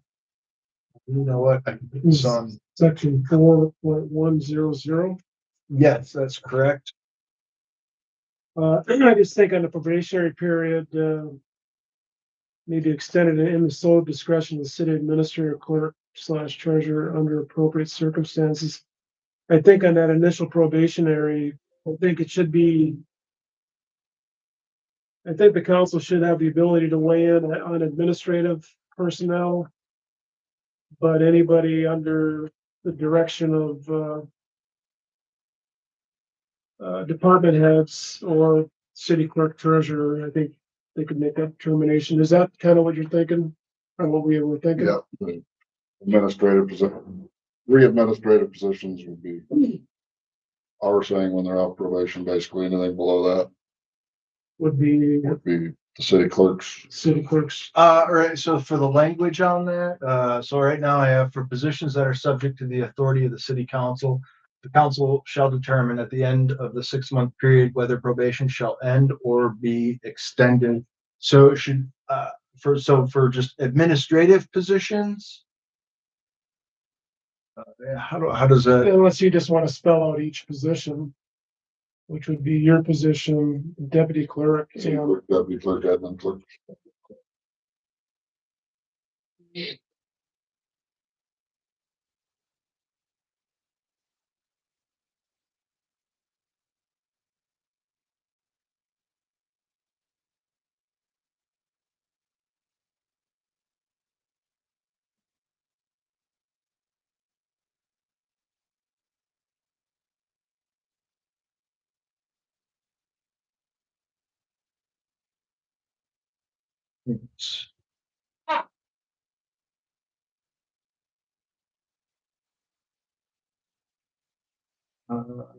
City council, yeah, Okay, right at the city council for that, yeah.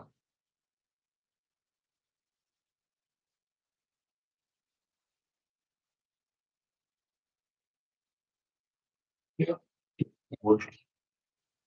Good. Okay. Me anyway.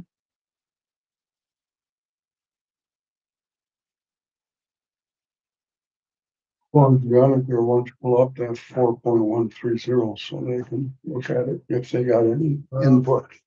Which one is that? 4.130. There. Here we go. Right, training during probation. The city will not pay for an employee's training during the period an employee is on probation. Exceptions shall be an employee whose job duties require licensure or other certifications in order to perform their assigned job duties. The city council has discretion over this rule on a case-by-case basis.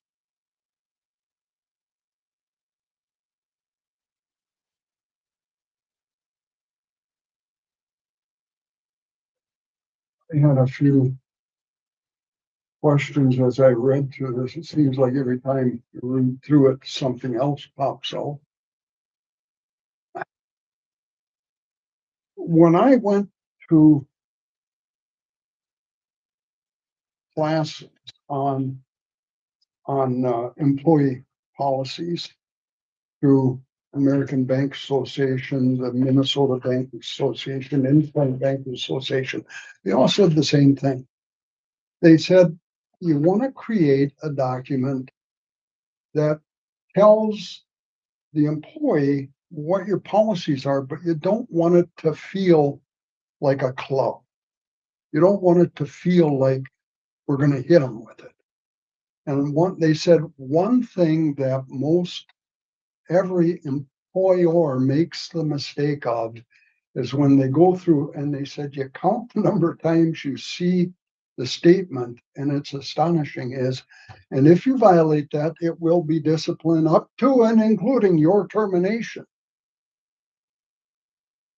And they said a better way to handle that is in your definitions section to define what disciplinary action is, that it includes up to and including termination. That's included in your definitions. So as you're writing your policy, you say if you violate this, it may be subject to disciplinary action. It doesn't tell them you're going to get fired, you're going to get fired, you're going to get fired. So I just offer that as you raise a really good point because I have had staff come up to me and they're like, hey, am I scared for my job right now? And I'm like, no, you're not. So you should refer it to the disciplinary action section then instead, basically. Yes, then there's a section of definitions and put in there the definition of what disciplinary action is. And then throughout the document, just say disciplinary action and not say termination. It all out that way. Simplify it for sure. Well, it becomes a more friendly document. Or that's what all the presenters would say that classes at one time. That makes sense. While he's doing that, then I had another question, just a question, and that would go to the 4th chapter where it talks about the hiring process. Do we want to have a statement in there that we exercise veteran preference in hiring? So I don't think we have to because I believe that that's federal law, and to a certain extent, it's state Where in law. federal law is that embodied? I think it's only for state employees, isn't it? Where you have to give veteran preference. I know the postal service, you get an extra 5 or 10 points. In federal, that's part of that. Okay, Minnesota Veterans Preference Act. The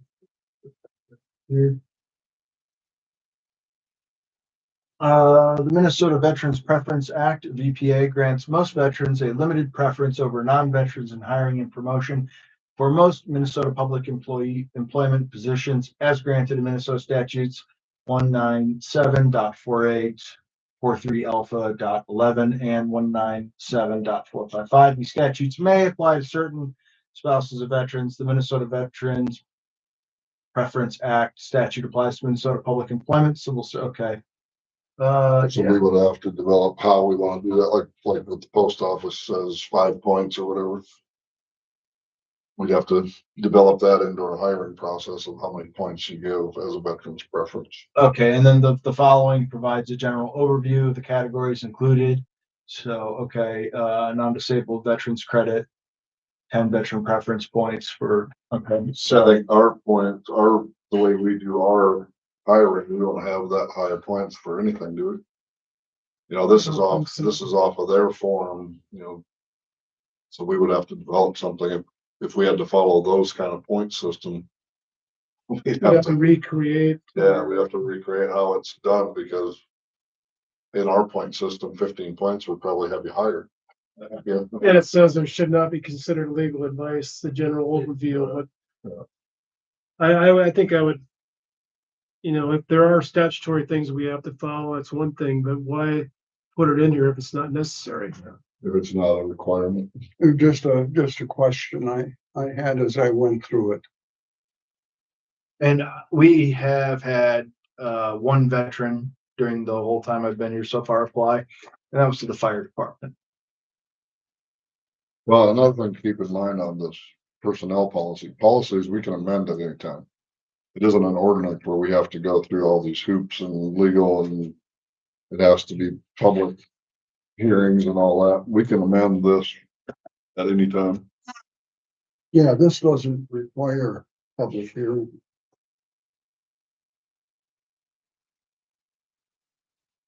Then on page 5 of the document, 1.100 C. It's point C on page 5. It made no sense as I read. If you publish something related to approved and authorized City business. if you publish and approve something related to approved and authorized city business, identify your. Oh, So that's talking about personal. If you read what the whole section. Yeah, I know is about, it's the use of media. Approved to city business. Oh, I see. Oh, all right. That's what I get for trying to run through this the day of the meeting.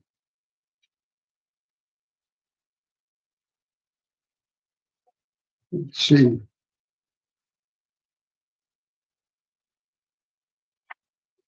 Oh, on page 7.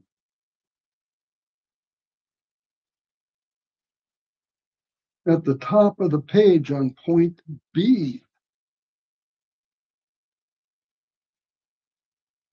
it says there it's highlighted 3 days, but then in parentheses, the 3 has a strike through and it says 2. Yeah, by statute, it's actually. So one of them is wrong. It's 2 days. So the 3 had not gotten struck through then. 3 is struck, 2 No, is in the there. word Oh, thing yeah. had not been struck through. Yep. Okay. Save that for right now. Who was correct?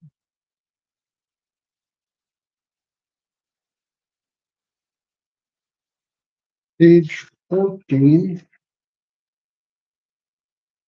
I think this was one we were caught last time that just slipped through the cracks. At section 3.160 pay period. And you know, it's assumed, but I think it should say it, and that is goes from 12 a.m. midnight on Monday through 11:59. On Sunday, I think it should say 11:59 p.m. I mean, it's assumed, but Yeah, no, it's a good location. Added. At a PM, there you go. Wasn't that brought up the last time? And I think it was just. You get there. yeah, it was brought up last time. I think it just slipped through the Yeah. cracks. Then as I read through chapter 7, just a question I had, Brett, which was this, that the hours, the work hours are, are laid out from 8 to 4:30. But my question was, in practice, are employees allowed to skip a lunch and then leave work early? Or are employees required to take their lunch and stay till 4:30? Can't mandate that they take a lunch. Mandate that they don't go overtime, which would then leave at 4. We can't mandate that they take lunch.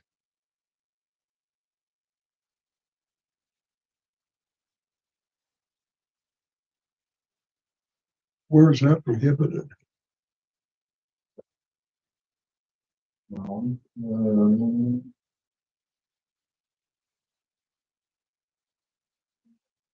We used to have employees that would try to do that.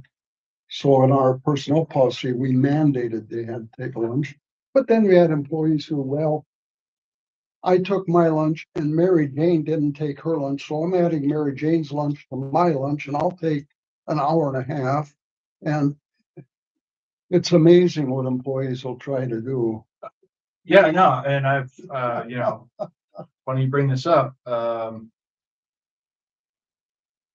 okay, let's see what this says. Yeah, this isn't 100% verified. Yes, under current and upcoming Minnesota law, an employer can mandate an employee take their meal break. As the law requires employers to allow employees to take breaks, but also states employers can dictate when these breaks occur within each shift. While the employee may choose to work through their break if completely relieved of duties, the employer can require them to take it. Beginning 1 January 2026, employers will be required to provide a 30-minute unpaid meal break for employees working 6 or more consecutive hours. So we can require they take a meal break. This is the AI breakdown, and is it speaking of public employees or private employees is the only thing.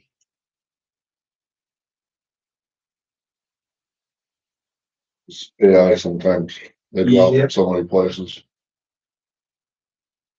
Okay. Well, Yes, they can mandate public employees take a meal break. as of 1 January 26.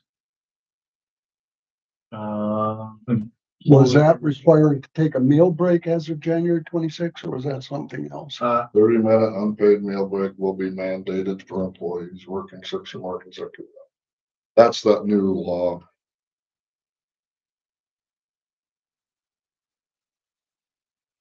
Okay, so, and this is what the law requires. The Minnesota Department of Labor and Industry states that employers must allow employees time for meals, not necessarily force them to take it, but it is within the employer's right to ensure it happens, right? To So ensure it happens. yes. So we want to mandate that way. Well, that then takes me into the next question. Do we want to have our employees stay till 4:30? I mean, if that's our posted hours, right? That's the work day. Yeah, would it disrupt, if they're on a job site and one guy says, I'm not taking a break, and the other guy says, Our own, I guess Public Works is on that schedule too, right? Public Works and the office, the police are on their own, the liquor store is on their own. Human Corrections is on their own, so it would only involve the Public Works and them. And yes, it definitely could, if we say you have to take this. If you state a time, they have to take it. If you just say somewhere in your day, you have to take a half-hour unpaid lunch break, they can work around that job unless it's a 8-hour dash free, which could happen, Well, I think you can mandate that, lunches will be taken, just between 11 and 1:30. Make a time there. That lunches will occur between this date and this date, and that they may not be deferred and to allow you to leave early. Something of that. I think that is a good idea because, especially like in here, you expect somebody to be at that desk until 4:30. People come in to pay their water bill or whatever. And if neither of them took a lunch, both of them are gone, and Brett's at a meeting or something. Now, where's that? Desk. Oh, I would lean toward that myself. And I mean, I'd also at some point like to make the debt clerk's position salary. And this way I don't ever have to worry about it. You're here till 4:30 regardless. To do what you said? Just because, Well,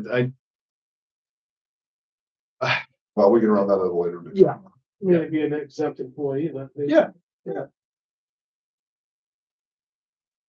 I don't know, I think it would be a good idea to mandate they take their lunch between this time and this time, have a window. And that they are expected to remain at their desk till the normal quitting time is 4:30. Give them that window of like 11 to 11 1. to 1:30, or So they have a window. window so they can separate it too, so that somebody's always here. One can go at this time, one can go at that time. Or if they choose to sit at their desk and eat their lunch, they're just unpaid for that half hour. totally. We don't pay overtime. No. And well, that's Let me back you up on that one, Jody, and I know this because I had employees that were doing it and I got in trouble. Where they wanted to take their break together, so they sat in the bookkeeping room that had a two-way glass mirror on it. Where they could see the teller line, so if a teller came, they'd go run, take care of that customer while they were eating, but it was unpaid. And one of them complained. That's all it takes. One of them complained. And I ended up going back, I forget how, it was a long ways back, and I had to pay all of them. So I would say that- if for we're that, gonna mandate that, we mandate that they're staggered. So that we don't have everybody taking, at least in here, you wouldn't want them, the public works, I don't know. I mean, they could come in here and have their lunch break. That's fine, but they're away from their desk, away from their duties. So there's, you don't cross that line of taking care of citizens while they're eating their lunch. I mean, That's a good point. If we stagger them, those guys both can do that. They can And that would be just up to you. interact that between the two of them, I think. well, I mean, I would just work it for the half hour. I do that frequently anyway. It's no big deal at all. And yeah, easy to take care of. Okay, so I mean, I would say, make this effective January 1, 2026. Okay. Gives them time to adjust. And that would go into chapter 7, I would think. That's where it talks about time reporting and all of that. So all we're mandating in the time, let's say you have to take your lunch break from anywhere between 11 and 1:30. Yeah. That we're not saying who takes first. Right, they just have to take a half hour. It's unpaid, All right. half hour break. Yeah. Oh, that's why I just wanted to clear. It's I'm the signal. I don't know if it's a signal or what. This is the first time using a Teams for a meeting like this, so I'm trying to get adjusted to listening to. So sometimes it's choppy on my end. So that's why I just wanted to clarify. Thank you. Yep, you got. Then I was reading, Here we go. Okay. oh, go ahead, type it in.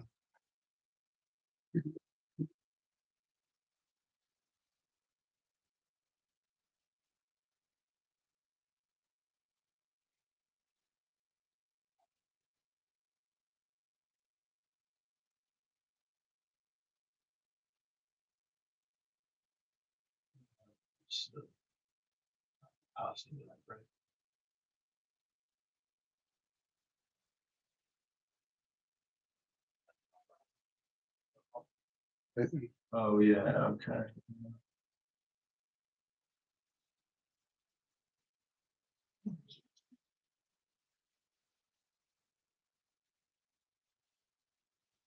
And see, provided they are relieved of all other duties.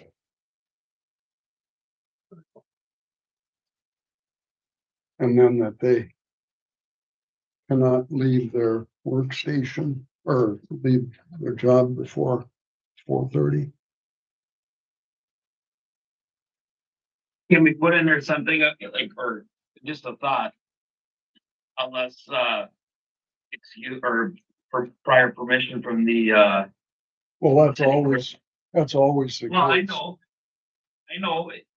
but Well, whether, if we're making them stay there till 4:30, well, it would be, their PTO would still be their PTO. I mean, if they had signed up for PTO for an appointment or something, that's a granted.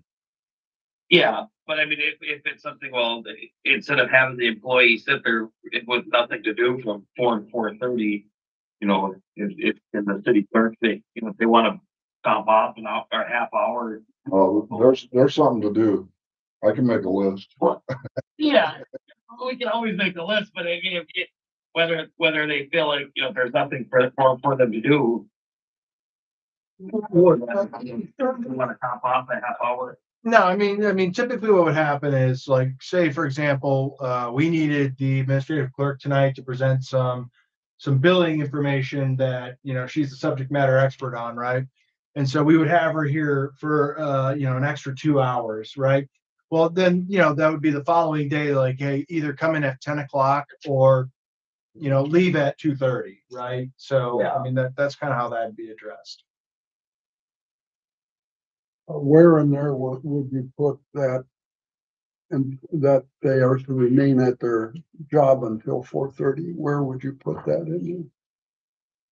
The hours of work, right? Or does that just go by the hours that is already stated? I suppose that's already stated, isn't it? Okay.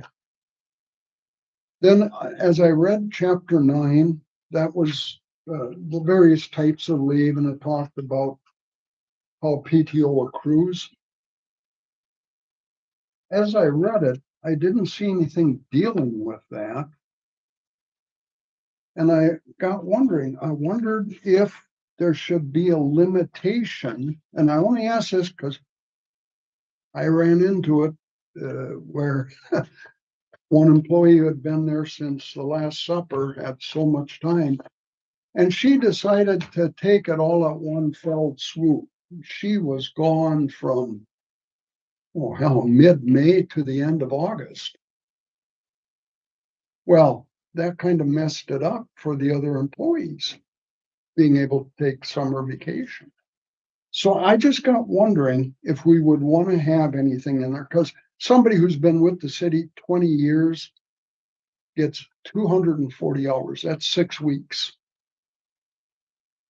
And I just got wondering, would we want to have a limitation on the maximum amount of PTO they can take at any one time? We ended up putting a 3-week limitation. That they had to have, that they could go for 3 weeks, then had to return for 2 weeks. So that somebody else could get out on. We'd have to look into the legalities of it because PTO is earned time. It's there. Oh, I understand that. So we'd have to look into the legal end of that. Can we? And that's a good point. That's a good point, Jody. But I as I thought that through, think about it. Somebody with 6 weeks, they could come in and they say, well, I'm going to be gone starting on July the 15th and I won't be back till September 1st. Well, it has to be approved by the supervisor. The supervisor could not. And if there's nothing in the policy saying you can't do it. Supervisor can approve or not approve. Always has been able to. Yeah, okay. I mean, I think we're fully in our right to kind of set the terms for that, right? Yes, generally you can take all your PTO at once in Minnesota, as long as your employer's policy allows for continuous leave and you have enough accrued time. So as long as our policy allows for it. Mm-hmm. So I'm just wondering if we'd want to put a limitation on the maximum taken at any one time. I mean, they could always come to Brett and say, my wife and I want to take a trip to Norway. I'd make something up. And England. And we want to go this winter. I got 6 weeks. I earn PTO every year. I want to use the full 6 weeks. Brett's always free to say, sure. Yeah. Well, that would have to be in the policy because if you're mandating they can only take 3, then you make an exception and then the next person wants an exception. Well, it can say that the city clerk treasurer may authorize a longer period. I think we'd be better off saying depending on supervisor's approval or something, because if we're gonna make an exception, there's no sense in having a policy.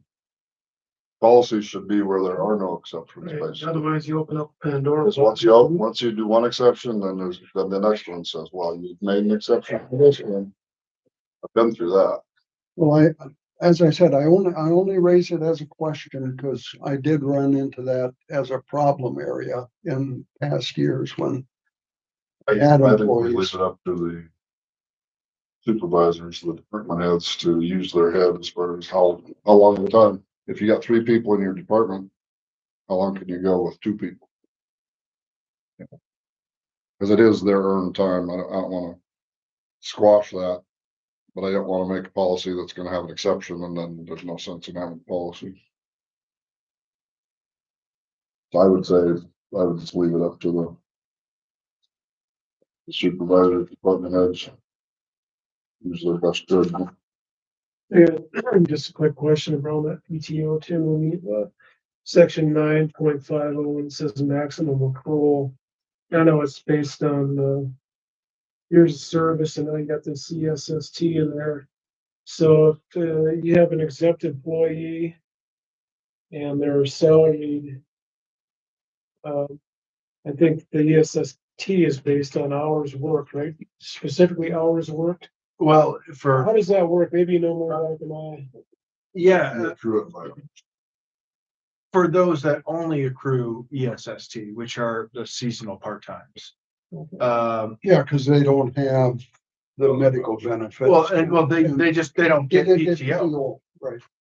But for someone like myself, I only accrue PTO, but the ESST rules apply to it. So if I have to go and at a moment's notice, I have to go to the hospital for something, right?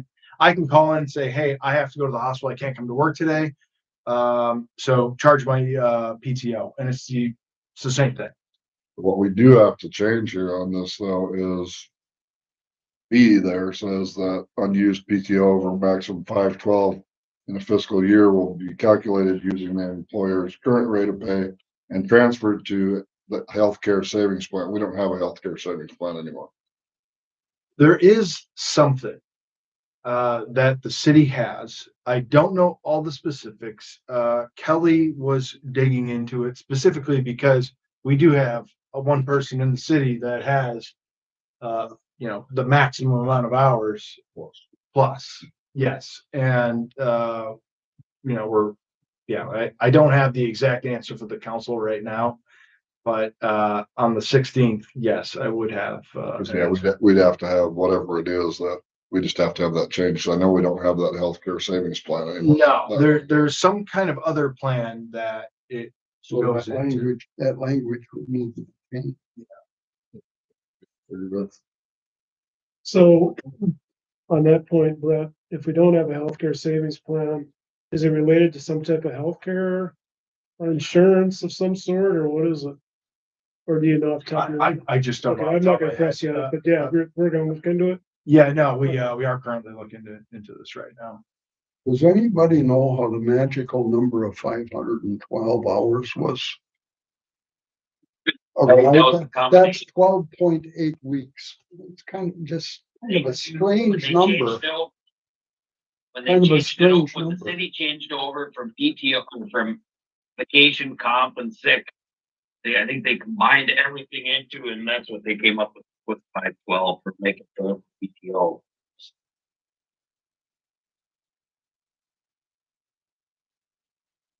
This was a number of years ago when they did that, when they switched over. It's kind of a strange number, 12.8 weeks. I think Keith is, give us his historical perspective on it. Thanks for that, Keith. I was kind of curious on that too. It's kind of an arbitrary number. It's just kind of. Yeah, it makes sense. But it used to be everything was separate. And they probably had maximums for each, and then they just said, here's the maximum for PTO. Yeah, Based on that's very that. true.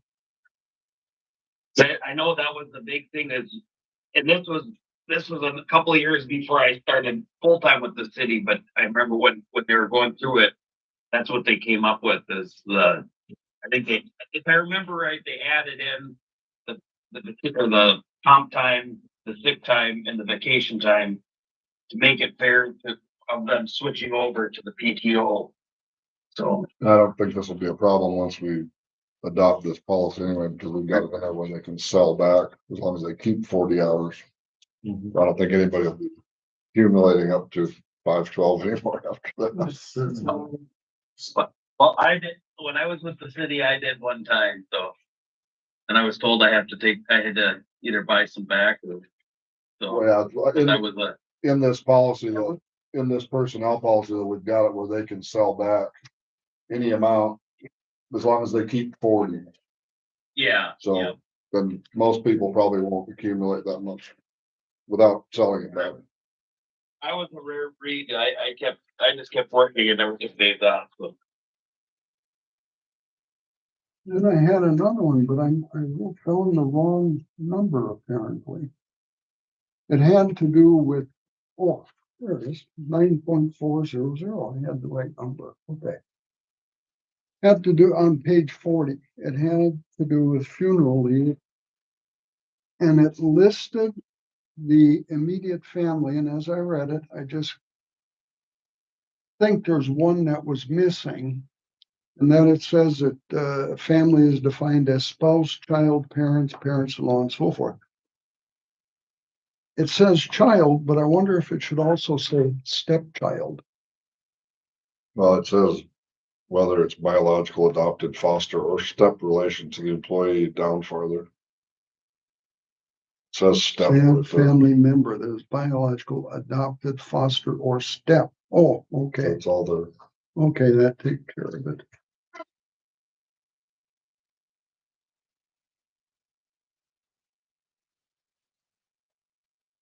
Let's see here.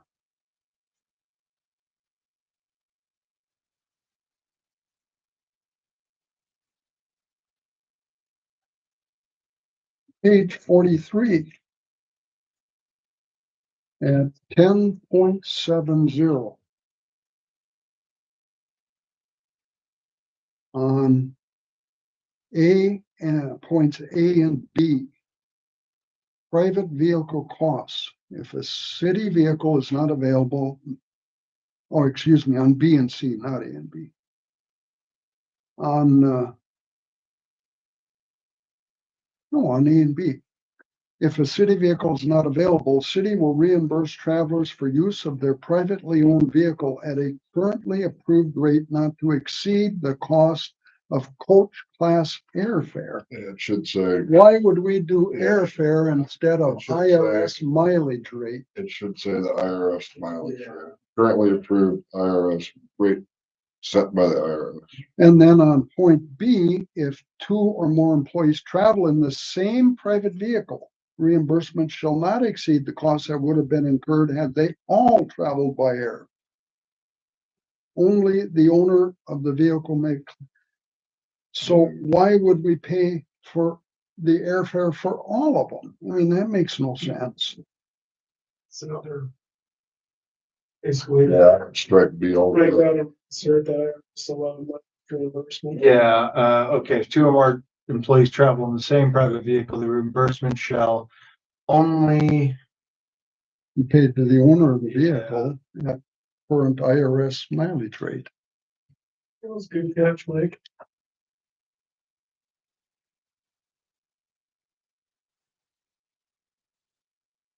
Well, every time you go through this policy, you catch something different. It's a big policy. A lot of words. But I wish, just like last time, you had 2 pages of this and we'd ask that you send questions in and get them answered and then everybody would know. You're eating up the last time. Nice if I'd have gotten through it before, half hour before I Well, left to come here. We've had this policy for 2 months. That's the first time. The last time, it was over an hour of the full council's time that you ate God, up. I'm sorry, big guy. I got to it a half hour before the meeting. Well, I'm gonna cut it off here pretty quick, so let's get it done. Well, then cut it off, Jody. Go ahead. Cut it off. We're done. Cut it off, big guy. I just did. Go for it. Changes put in, We should table it for the 6th or 14th. bring it to the 14th meeting for approval. And then Mike, maybe to share what you got with Brett. So if it's something very significant that it needs. Right, we've asked this several times. I understand. It's just like anything, you read through it and read through it, and you find things you thought you read and it's different. But that's other thing, this can be amended, it's like we don't. That's true. We can always go back and amend We it. don't have to get too very little. All right, that brings us to bills.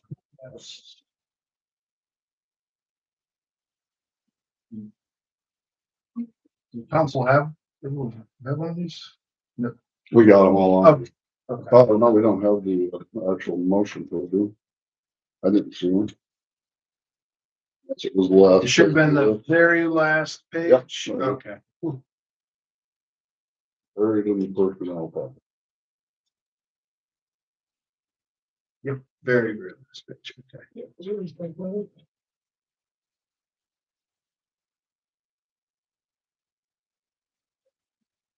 All right, so we have the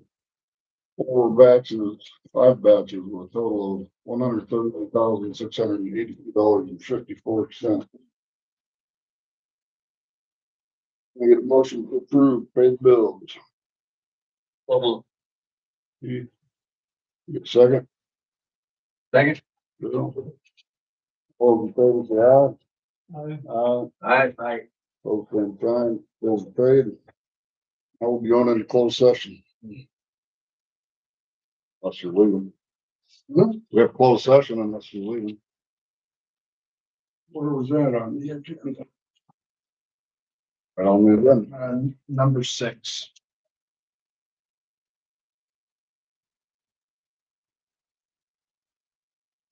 With that being said, I will close the stream. Thank you for joining us tonight. We will also adjourn off stream as well. We're in closed session at 8:18. City council will meet in closed session pursuant to Minnesota statutes 13B.03 subdivision 1B. To discuss labor negotiation strategies related to the LELS union. Purpose of the closed session is to review and consider proposals and strategy for the city's position in ongoing collective bargaining negotiations. We are